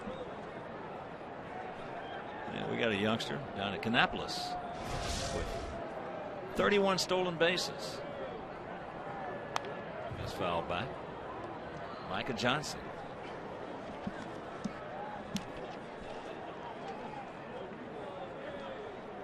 Birmingham having themselves quite a start. They are 24-10, first place by 8.5 games. They're on an 11-game winning streak.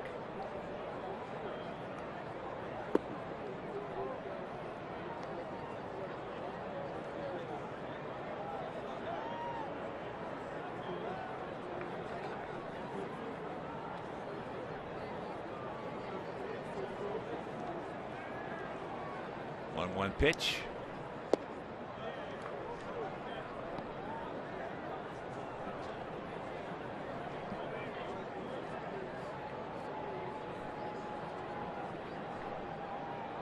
Undoubtedly the last inning for Jose Quintana, one way or the other. Well, that's where the errors, as I mentioned earlier, have been magnified so greatly because of the pitch counts. Years past, 25, 30, 35 years ago, errors, they hurt, sure, but guys didn't mind them as much because they were throwing 150, 160, 170 pitches in the ball game. Not anymore. Alexei.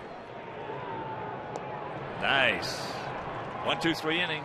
He is now retired 10 in a row.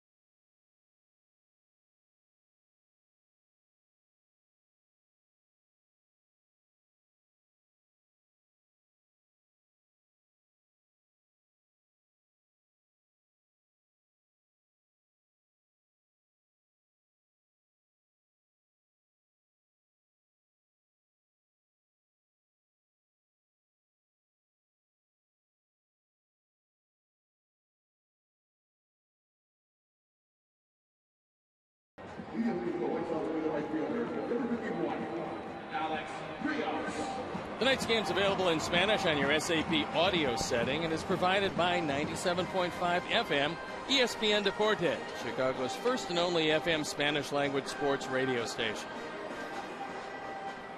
There is the crew.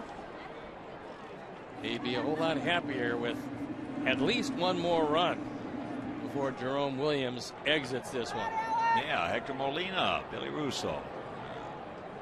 Spanish-speaking broadcasters. That ball's hit to right field. Get down. It will. Hamilton gets to it very quickly and gets it. Hits a cutoff man with a good peg. So a good way to start here at the bottom of the sixth. Alex, who just missed a home run, his last at bat, now 1 for 3. This ball slicing away from Hamilton, and the last thing you want to do, especially representing the tying run, is test the arm of Hamilton. He's got good speed, gets to the ball quickly, and is very accurate as he hits the cutoff man. So here's Paulie. Paulie 1 for 2 with a single. Not a bad idea in this situation to use a hit and run. Iannetta does have a fairly good arm. Just a decent lead by Alex.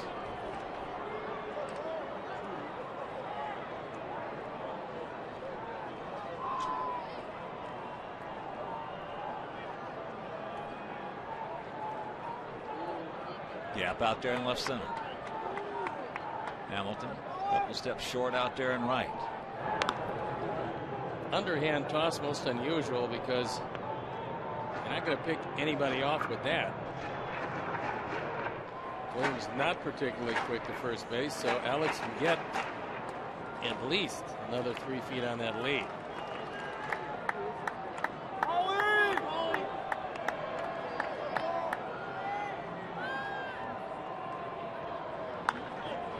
That ball's hit hard but foul.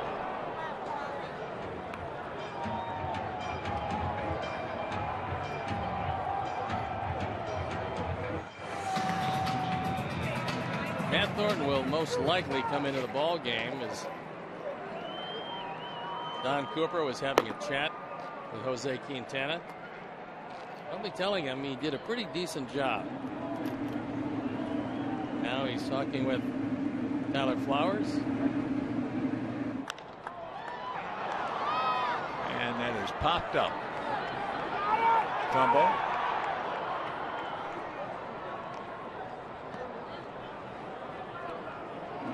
They will undoubtedly leave this ball game, and he hopes, at least with a tie, perhaps with a chance to win it. And that time, Brendan Harris went out because of the visibility right now, because of the 6 o'clock start, the fact that it's not entirely dark. He went out and immediately put his hand straight up in the air, pointing at Trumbo, who, if he didn't pick up the baseball, he had a pretty good idea where it was going. And darkness has yet to take over, so the visibility is not great, but a beautiful view at beautiful U.S. Cellular Field.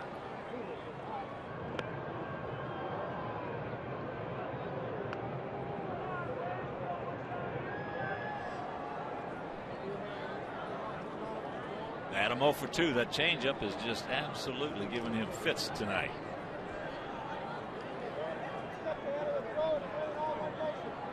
$28,774 on Paul Konerko bobblehead night. Saw one of those very handsome looking bobbleheads. Well, he's a handsome guy.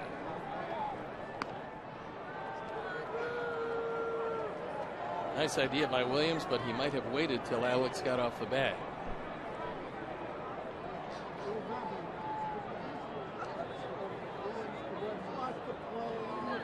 Occasionally, once a decade, that might happen. Might work. Got me. Kansas City. So you one step, half step up. I was like 0 for 20. I got a base hit. I was so happy. I was thinking about the base hit, and all of a sudden I took a step off the bag, and the guy did that. It scared me. I just jumped straight up in the air, and the guy attacked me. 2-0.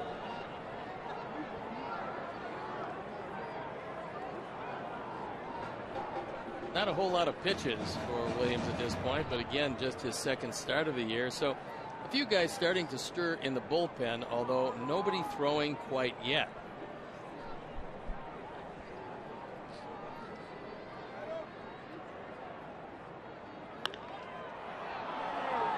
And that's popped up. That was yet another straight change. So if it keeps on working, keep on using it. And he got him for the third time with the same pitch. So here's Viciedo. He's 1 for 1. Rocket single, run scored, and a walk. Yes, a walk. The second of the season for him. He walked last night and tonight. And before Diane went on the disabled list, he was off to a slow start this year. However, he was 7 for 14 before he hurt the oblique. So he was just showing signs of starting to break out of it. And since coming back, he's hitting the ball pretty hard. 2-run double last night. He did a 5-4 game, and then he scored to tie it up. The era in the top of the 7th led to 2 runs.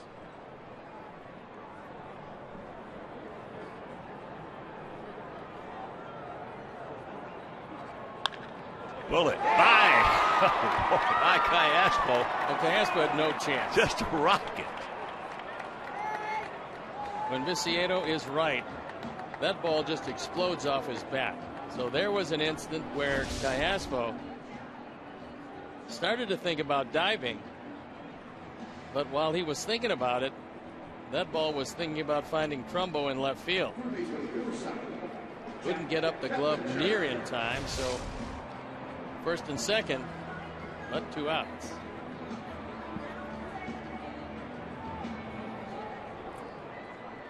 And here's Keppinger. He's singled and gone out to center.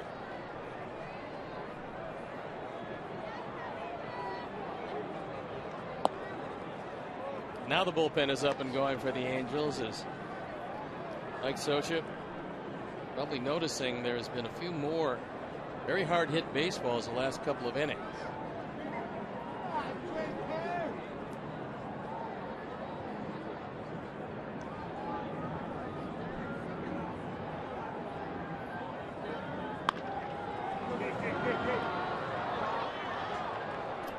And that'll retire the side.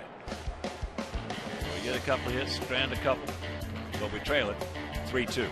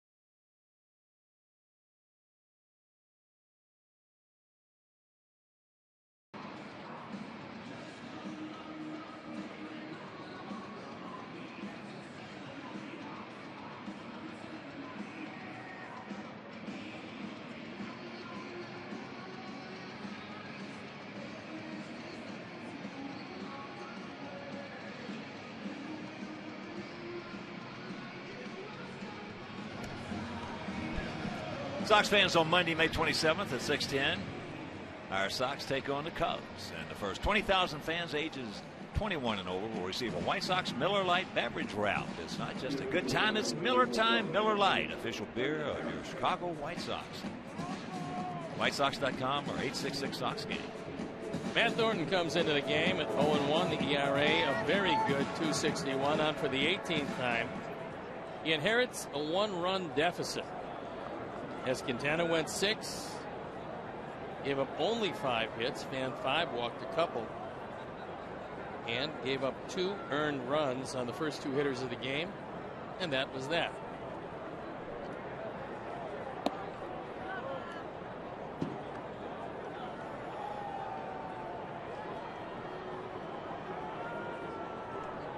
So another good job by Quintana.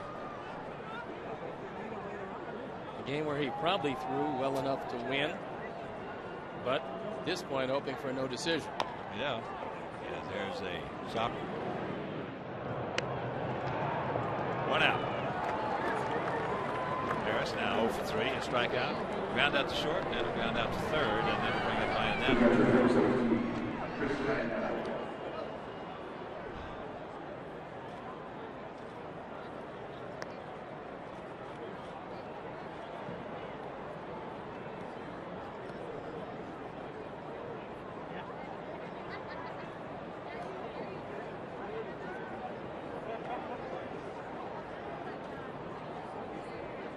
Iannetta has walked and gone out to right.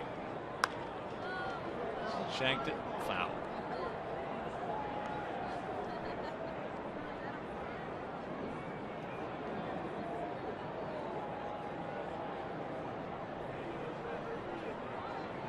After 6 in Detroit, Cleveland leading 5-1. Jimenez over Verlander. Verlander left that game, and Cleveland, to this point, getting much the better of him, and Cleveland's offense has really come to life. Mark Reynolds has been an absolute consistent run producer in that lineup. And Bourne at the top, hitting .321 to set the table. Hey, Bourne, I want to tell you that aim that he got, there's a little soft single by Iannetta. Matt Thornton stepped on his finger at first base and put him on the DL. I'll tell you, against us, he could turn a fastball around. There was a few people and a few teams very interested in Bourne to play center field and lead off. Well, I can see why now after seeing him up close and personal. Now he's a very, very good player. And he's made a big difference in that lineup, along with Swisher. Santana being healthy. Carlos Santana is hitting .347.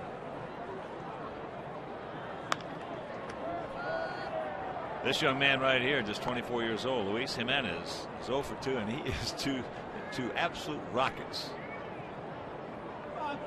Viciedo in left field. One of them was just a heck of a catch.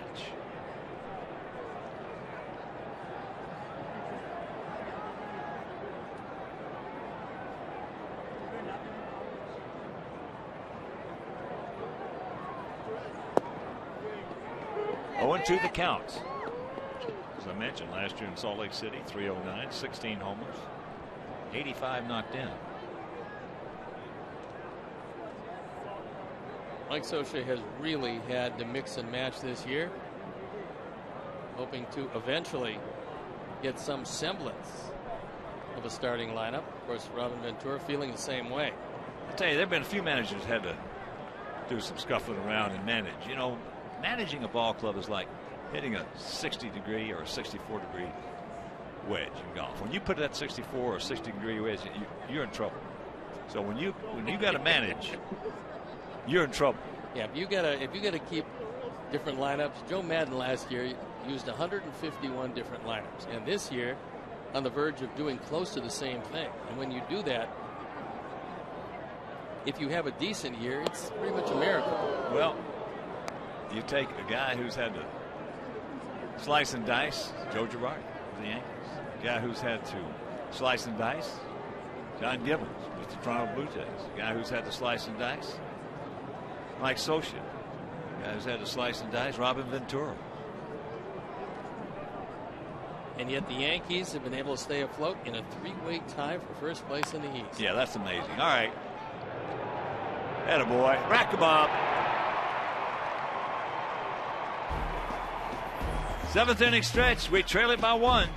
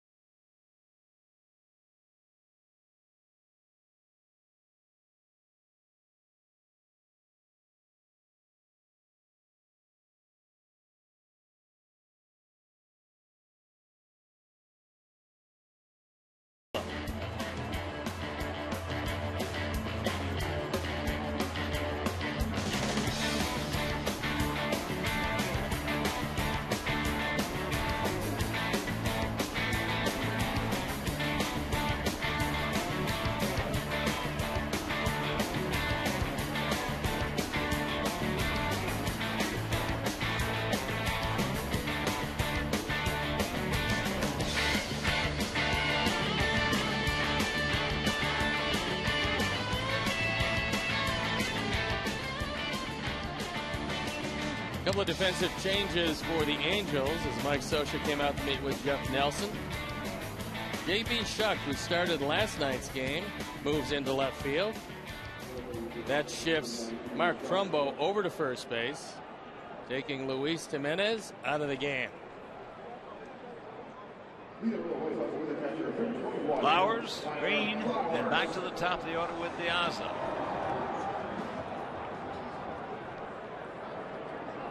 First time I've seen J.B. Shuck last night. He didn't look bad at all. He can run.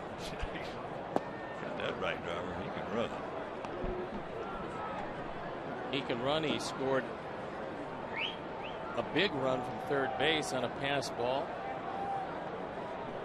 And had a sacrifice fly to go with a base hit and a run scored. Very quickly to count 0-2.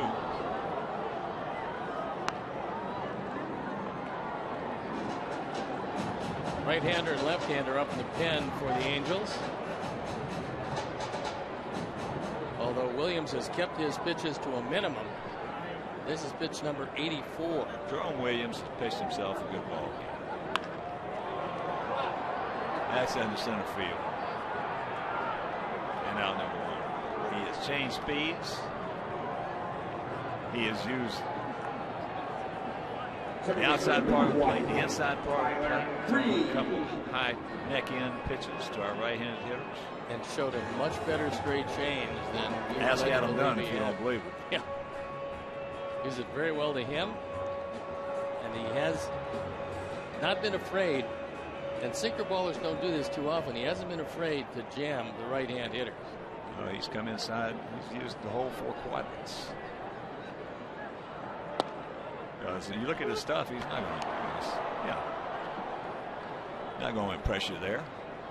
He's going to impress you with the way he comes at you.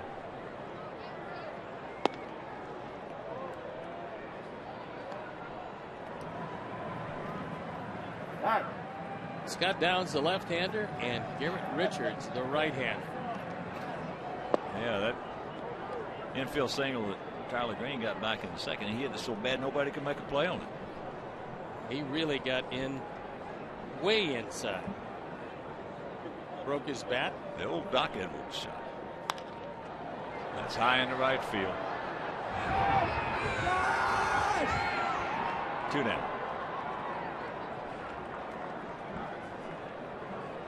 And here comes Socia. He wants the left-hander. And he'll be very happy with the job that his veteran right-hander did this evening. Well, if he's not, something's wrong, because as we were just extolling virtues of Jerome Williams tonight, he did his thing. He did better than I thought he was going to do. I'll tell you, I thought we were going to get some runs off of him. Meanwhile, you're the part man. We'll be back.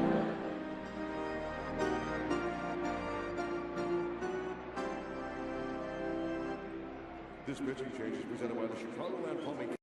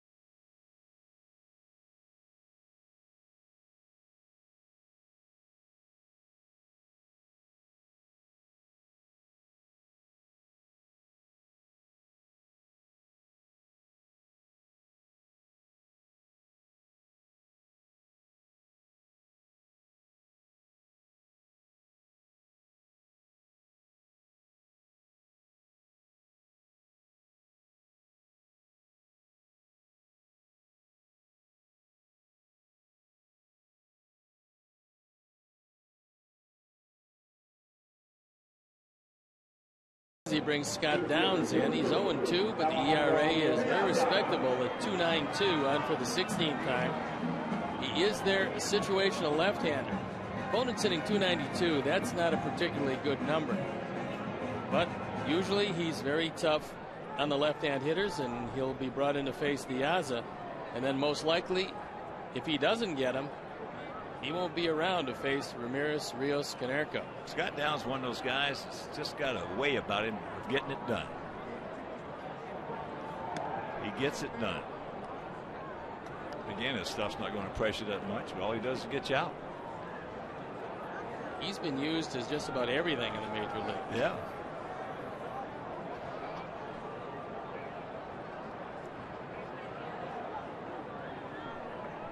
Diaza 1 for 3 with an RBI, his 16th. Downs started with the Cubs as a starting pitcher. Made the major leagues in 2000. Then shuttled off to Montreal, where he got hurt, didn't play in 2001.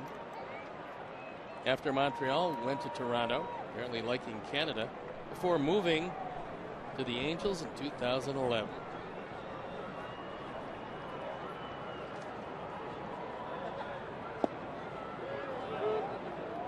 That strike just off the plate, and the count 1-2.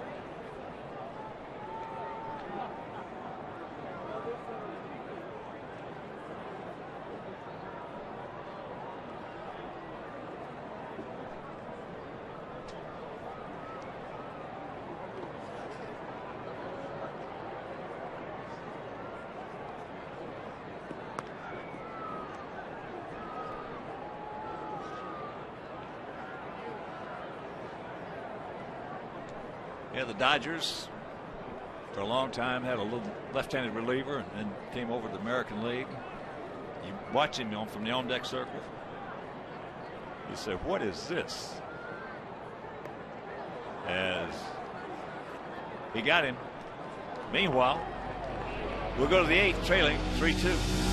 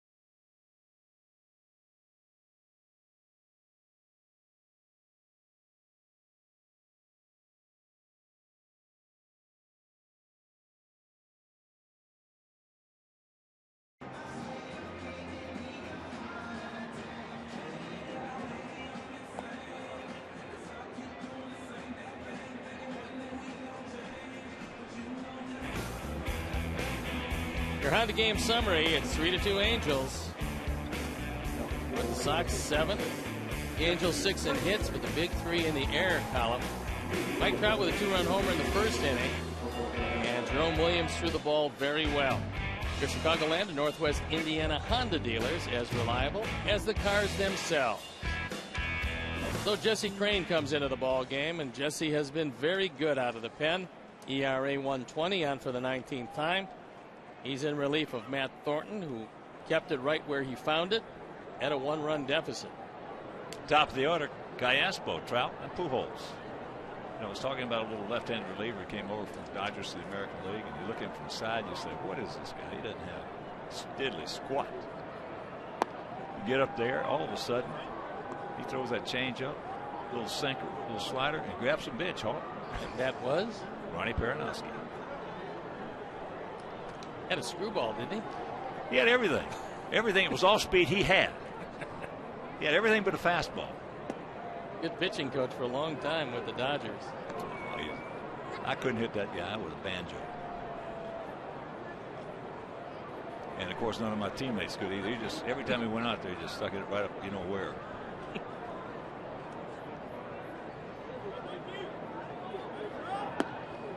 There's the strike.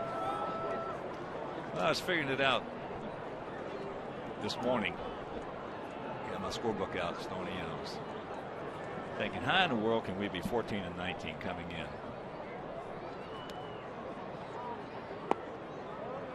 And I figured it out, whereas, and I marked it down.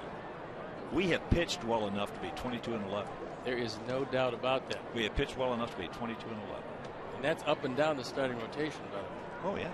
Well, 28 of our 33 games have been decided by 3 runs or less.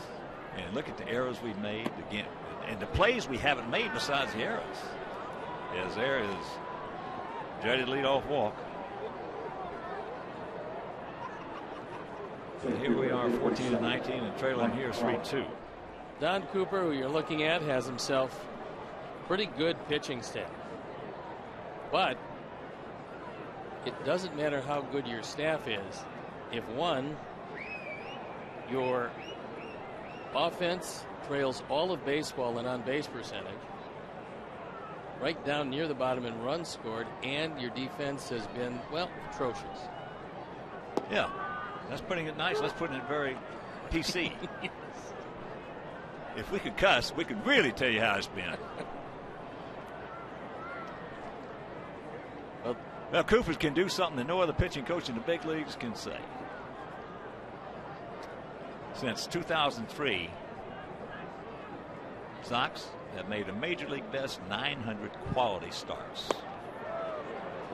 As Trout can't get it, and the count over 2, and no other pitching coach can say that. And Don has done just a remarkable job in making a whole lot of people better than when he got them. Ooh. You got that right. And Jesse just threw about his best fastball of the year. 96 miles an hour, which is about the top end for him, and he put it on the outside corner and threw it by Trout. I hadn't seen him at 96 nope, yet. First time. He's feeling good and looking good.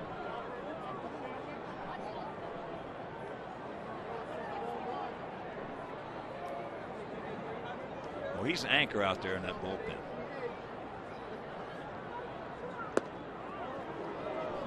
That one didn't miss by much. Good spot because he threw one by him almost in the same spot on the pitch before. Just off the plate. Just barely off the plate. Well, Nelson's had a good game.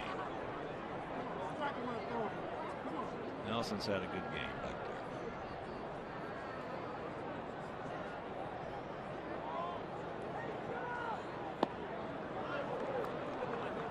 there. Got to count 2-2. Trout started to go.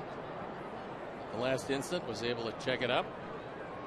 Here's a look at Jeff Nelson.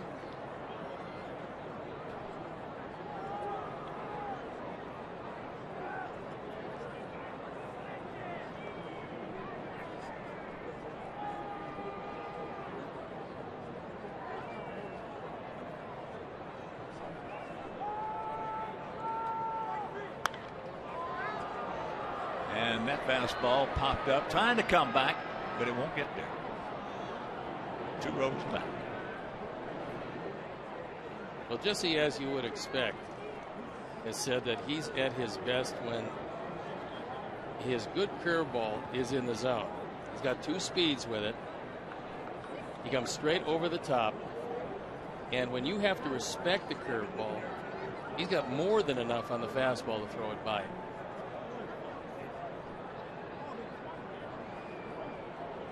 So with 2 speeds of curveball, he's not one of those guys where you can sit on one pitch and try to outguess him. He gone. Gas.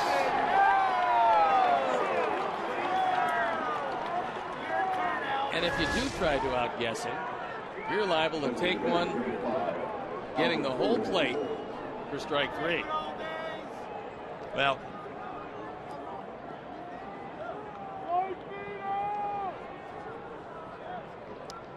yeah, when you get a guy like that who can throw that hard and with a good 12-6, he's going to be very, very difficult for you. Not to mention the durability that he's shown out of the pen. Look at this. Make a good throw. Okay. That'll do it. We go to the bottom of the 8th. It is still 3-2 Angels.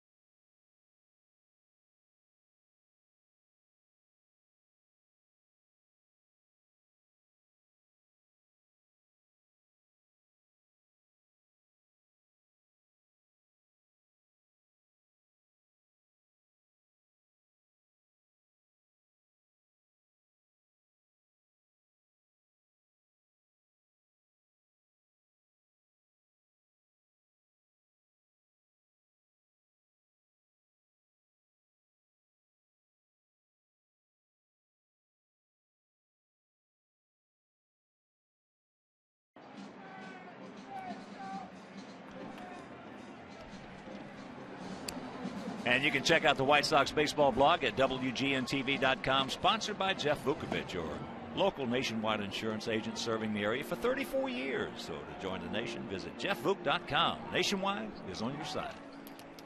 And it's Garrett Richards who comes into the game, former #1 draft pick of these Angels back in 2009. There you look at the numbers, and the ERA is way up there. 2-3 record, on for the 12th time. Had one chance for a save, and he was not successful. He was used mostly as a starting pitcher early in his career with these Angels. Came up parts of 11 and 12. And last year they converted him to a full-time pensman. And we're talking last inning about Jesse Crain. Well, there's Ed Farmer. And, of course, when Ed Farmer had one of the greatest curveballs in the game. And he could run it up there, 96, 97. And when he was on top of his game, he was unhittable because it's like Jesse. When you can throw that hard and get that kind of curveball, you're in trouble as a hitter. He's got to hang it, or you got to just hit dead red, and hopefully you get a fastball in the hitting zone. 1980 All-Star with the Chicago White Sox. Well, Farmio has some great stuff. A lot of people don't realize how good of stuff he had. But we need a run. 3-6-0 for them, 2-7-3 for us.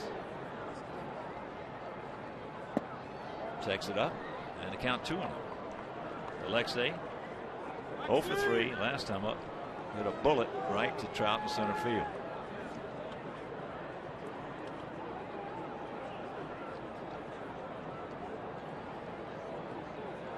Richards about to be 25 years old. Off the end of the bat. One out. But the reason I brought that up where we pitch well enough to be 22-11 is the fact that when you're playing as bad as we played and you come in and you're 14-19, look at all you can deduce from that is the fact that look how many really good pitch games we've lost. Those are the kind of games you got to win, because you're going to win 60, you're going to lose 60. What do you do with those other 42 that counts? We've already blown a lot of those 42.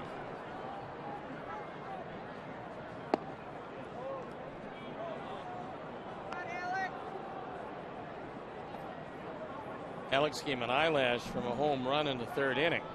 I thought it was gone. I got excited. He hit the ball hard. He did. Everybody thought it was gone except for Trumbo, who at the time was out there. 2-0. It's a man you'd like to put on. He's the one consistent base stealer we've had on this ball club.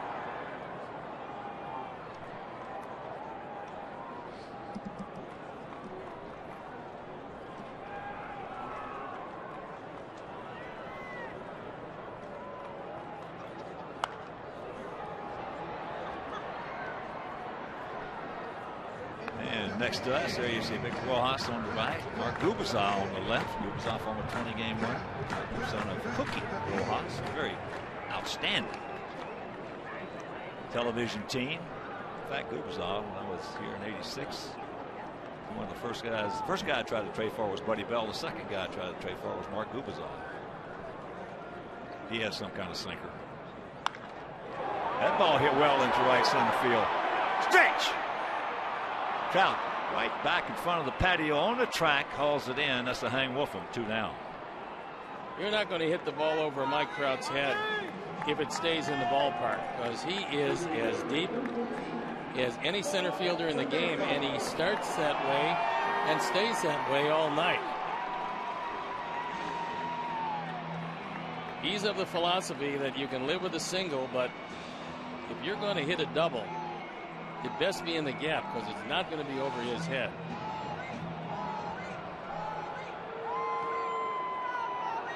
Here's Paulie. Paulie 1 for 3.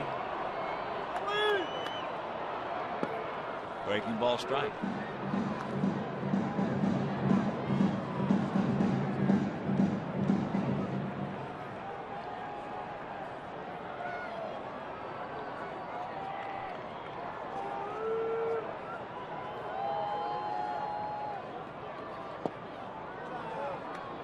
Count evens at 1.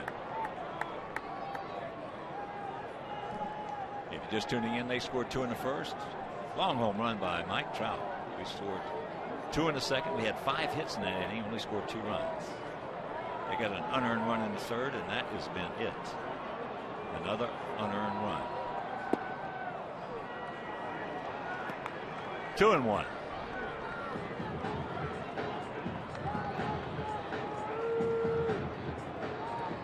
And with 2 outs, nobody on in a 1-run game, Paulie's got to be thinking about taking it out of the park. He'd love it middle in.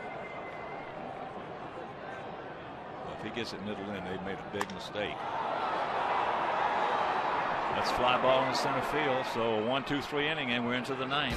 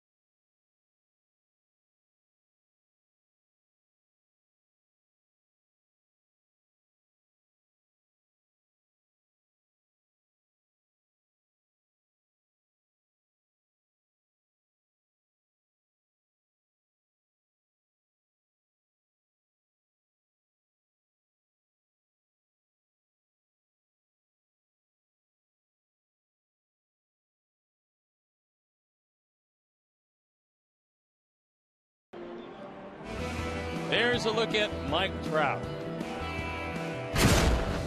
With one on and nobody out in the first inning, he hit a 2-run homer. That is our 4th drive of the game. And that's 67% of the runs scored tonight by the Angels.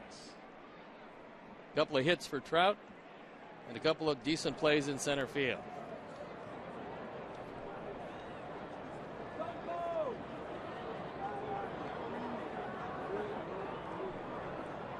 So here's Trumbo. He's 0 for 3 tonight. Takes ball 1. Mark struck out. Check swing in the first. Popped up to right in the third and grounded to short in the 6th.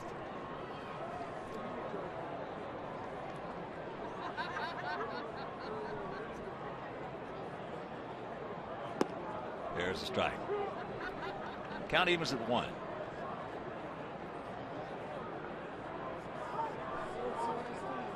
Tigers trying to come back to now trail 6-2, bottom of the 7th with 1 out, 2 on against the Indians.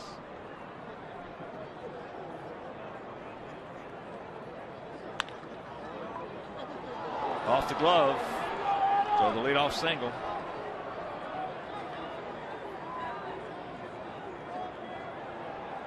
The ball gets away in the infield, but before Trumbo can think about it, Keppinger able to corral it. This one past the diving Dunn. Right fielder, fielder 2, Josh Hamilton. So here's Hamilton. He's 1 for 3. A double. Reached on an error. That error allowed the 3rd run to score. And that's the story of the ball game right now. 3-2 Angels. Yes, he did.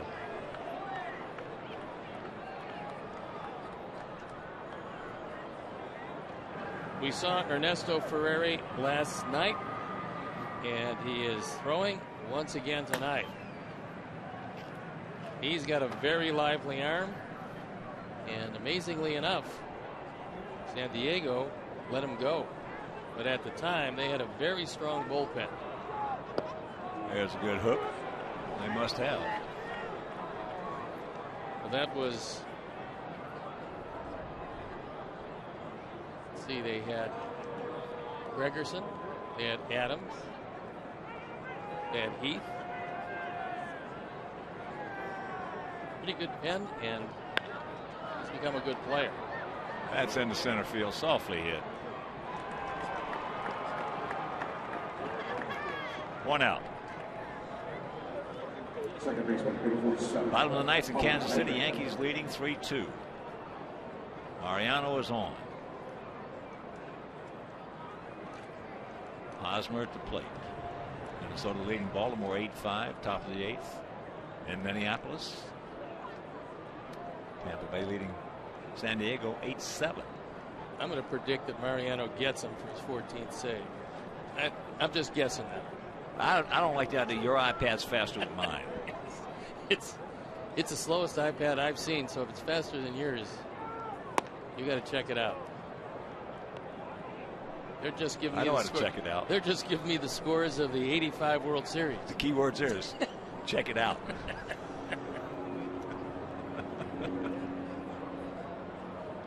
No, I love my iPad, but I'm gonna get me a new one. I'm starting to get into the social media. Not a bad idea. Pretty soon you'll be tweeting. Yeah, I might be doing that. I'll tell you, I'm liking it. It's fun. You'll be blogging. Boy, I read some of the posters about that sabermetrics thing with Brian Kenny. It was funny as he can't get that one. There was great ones on there. Hawk, you suck. It's a very short, succinct tweet. Yeah, it is. Oh, I like it. I'm going to start doing it. Ryan Omagrosso throwing in the pen.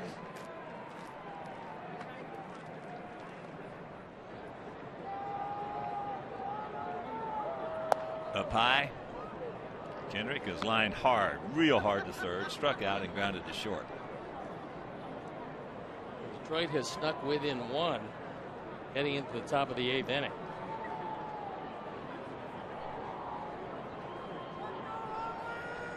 Tribe clinging to that 6-5 lead.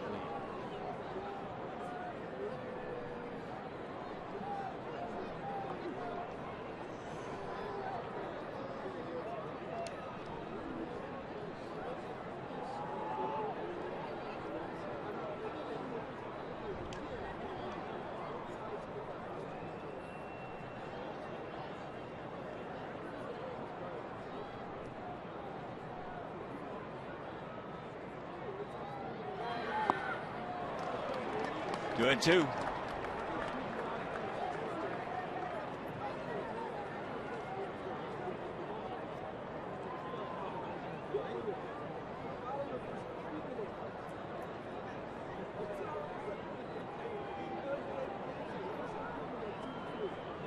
Kendrick, at least tonight, having some problems catching up with that inside heat. Most hitters do. He gone. He just threw it right by him.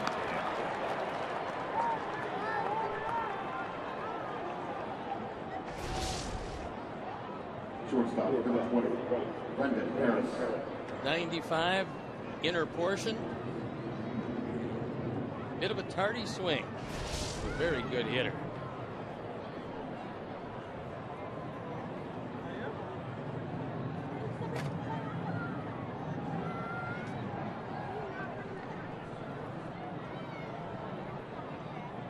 Harris 0 for 3. Tell you, one of the guys that's kept that Tiger team afloat. Last year we talked about the spring training saying the key to that ball club is going to be Austin Jackson. Guy who's been helping keep that ball club afloat, obviously, besides Cabrera, has been Omar Infante. I knew that was a very good deal when they acquired him to shore up what had been for them a big hole at second base.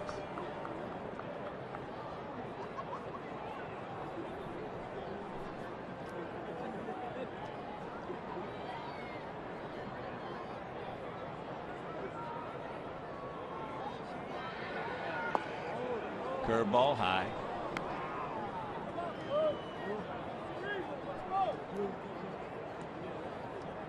Mariano picks up save number 14.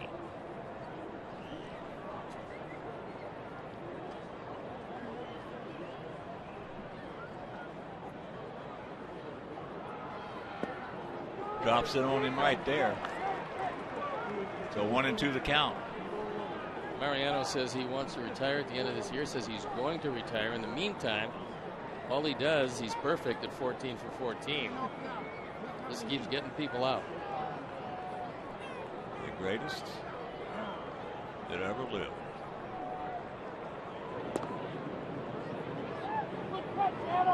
There have been some great ones.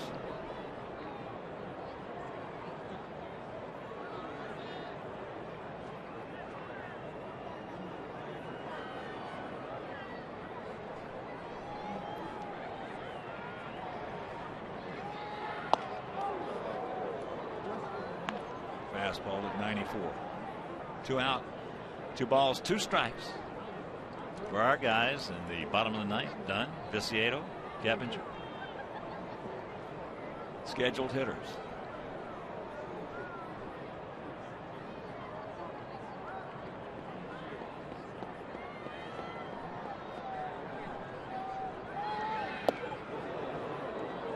That one just missed him. So the added advantage now that Trumbo will be able to run on 3-2. That's someplace Jesse wanted to go to Brendan Harris.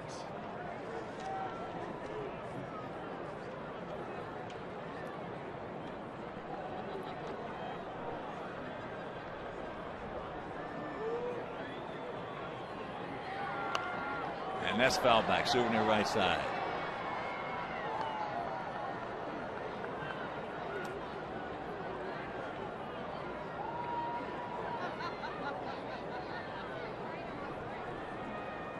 Chris Iannetta in the on-deck circle. Jesse hoping to leave him right there.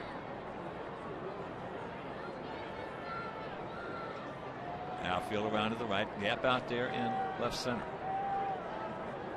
Harris 3 for 4 with a homer last night. As I mentioned, 0 for 3 tonight. He gone. Hook. And we'll go to the bottom of the ninth. We need one to tie.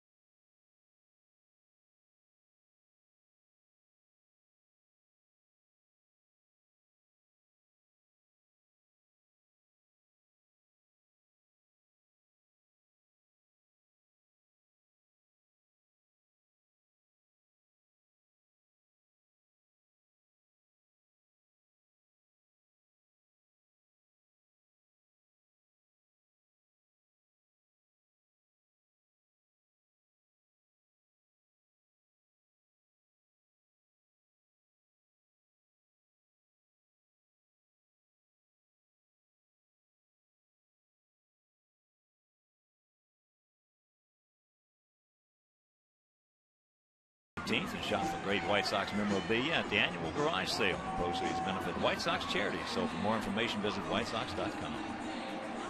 And we got a new pitcher coming on. It's Ernesto Frieri. On for the 15th time, 6 for 7 in save opportunities with a minuscule ERA of 1.67. We saw him last night. It was a very lively fastball. Frieri last year, 23 saves, 2.32 ERA in 56 games after coming over from San Diego. 6'2", 200 pounds out of Bolivar, Colombia.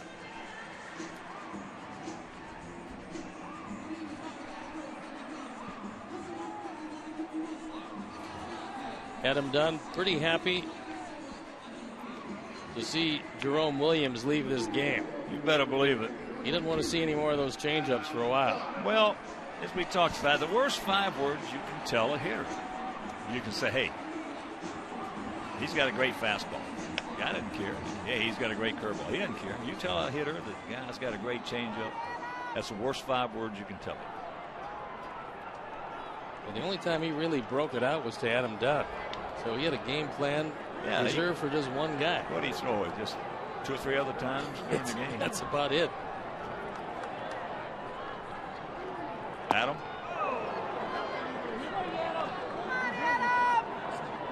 Mike Butcher was saying when they got Frieri, Mike Butcher's a pitching coach of these Angels, they got Frieri from San Diego. He wanted to play catch with him just to see what the ball did.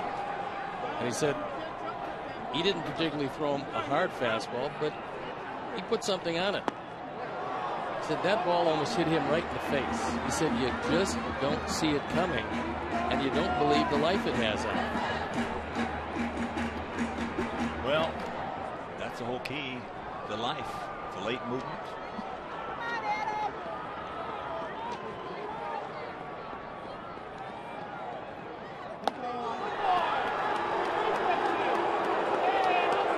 Third strikeout of the night for Adam. And MLB.com at-bat is available for your iPhone, iPad, Android, and BlackBerry 10. So download at-bat now from the Apple Store, Google Play, Kindle App Store, BlackBerry World, or text. At-bat to 31826. Here's Tank. Tank is 2 for 2. 2 rocket singles and a walk. Also a scored a run.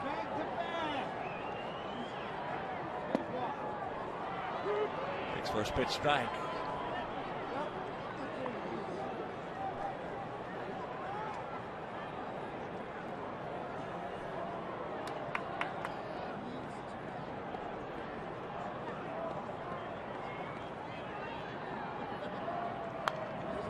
Ooh. Ooh. That ball had right center field seats written all over it. Put that ball on the outside corner, but probably a little higher than he would have liked. Tank waist-high fastball away, and he fouled it straight back, meaning he was right on it.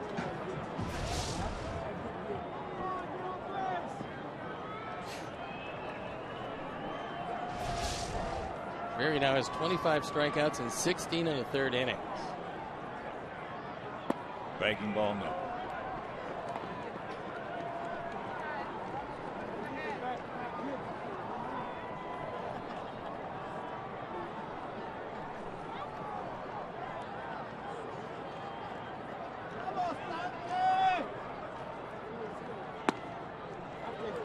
That one at 96.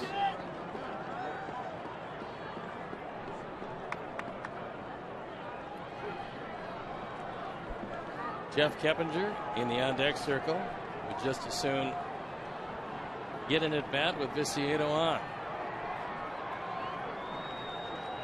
Well, he's going to get him out of the stretch anyway, but you're right. In case he ran into one.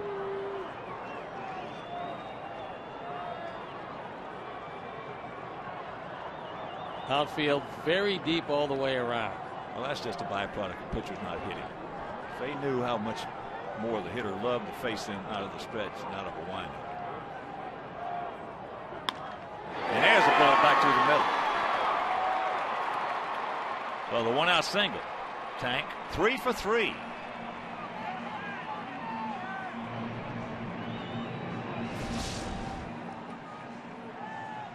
Viciedo hit the ball as hard as anybody in the ballpark tonight. And now a pinch runner for him, so Viciedo's night is done. Dwayne Wise coming out to pinch run, representing the tying run. And a good night. A perfect night for Dayan Viciedo. Bert Coghill's picked the click from Silver Lake Golf Club in Orland Park. Bert went with Viciedo.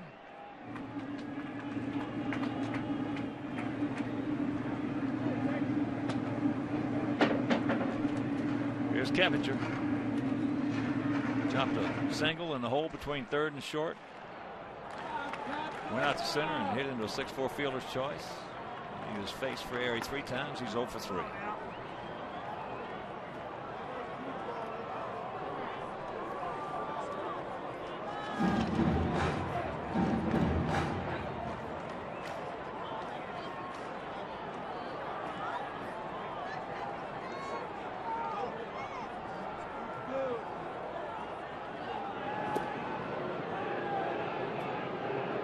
I talked to Connor Gillespie before the game today. He's got very bad sinus infection. Taking some antibiotics, hoping to get a little bit better, and we do not know if he's available. Run expectancy looks right about average for both teams. Well, if you can't see, it's a little hard to go up there and hit. He wasn't looking the best. That's what I heard. I didn't see him. He was one of those where you got close, you took a look at him, and you walked the other way. That's what I heard.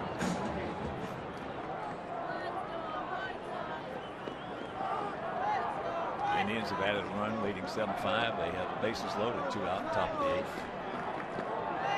We got our own problems here. Now Iannetta wants to go out.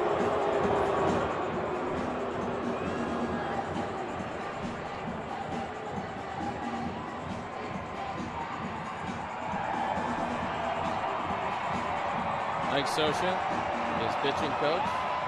Mike Butcher to his right.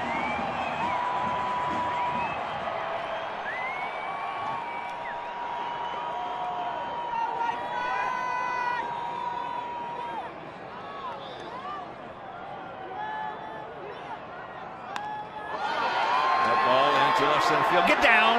It won't. So Shuck, with that speed of his, from where Trout was playing, he wasn't going to catch it. Now, Trout was shading into right center field. He had no chance. And last inning, Mike Scioscia made a defensive change when he moved Trumbo to first base, put Shuck in left field. And he came over and made this catch rather easily. So Tyler Flowers. So Gillespie's not available. I would think not.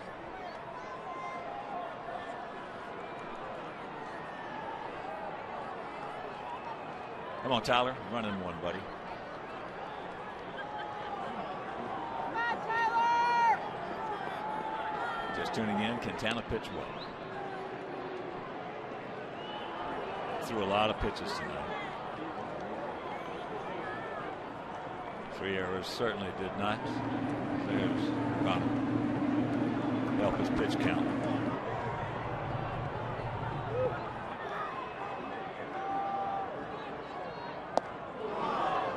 That one at 94. Not going to catch up to it up there. Not many guys can. Seen a couple over the course of my career. Andre Dawson, one of them, could get on top of high fastballs. He could hit. But not many.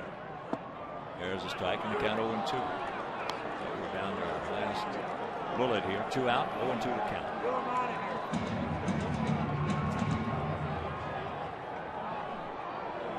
Mike Howard could turn the 30-30 around up there.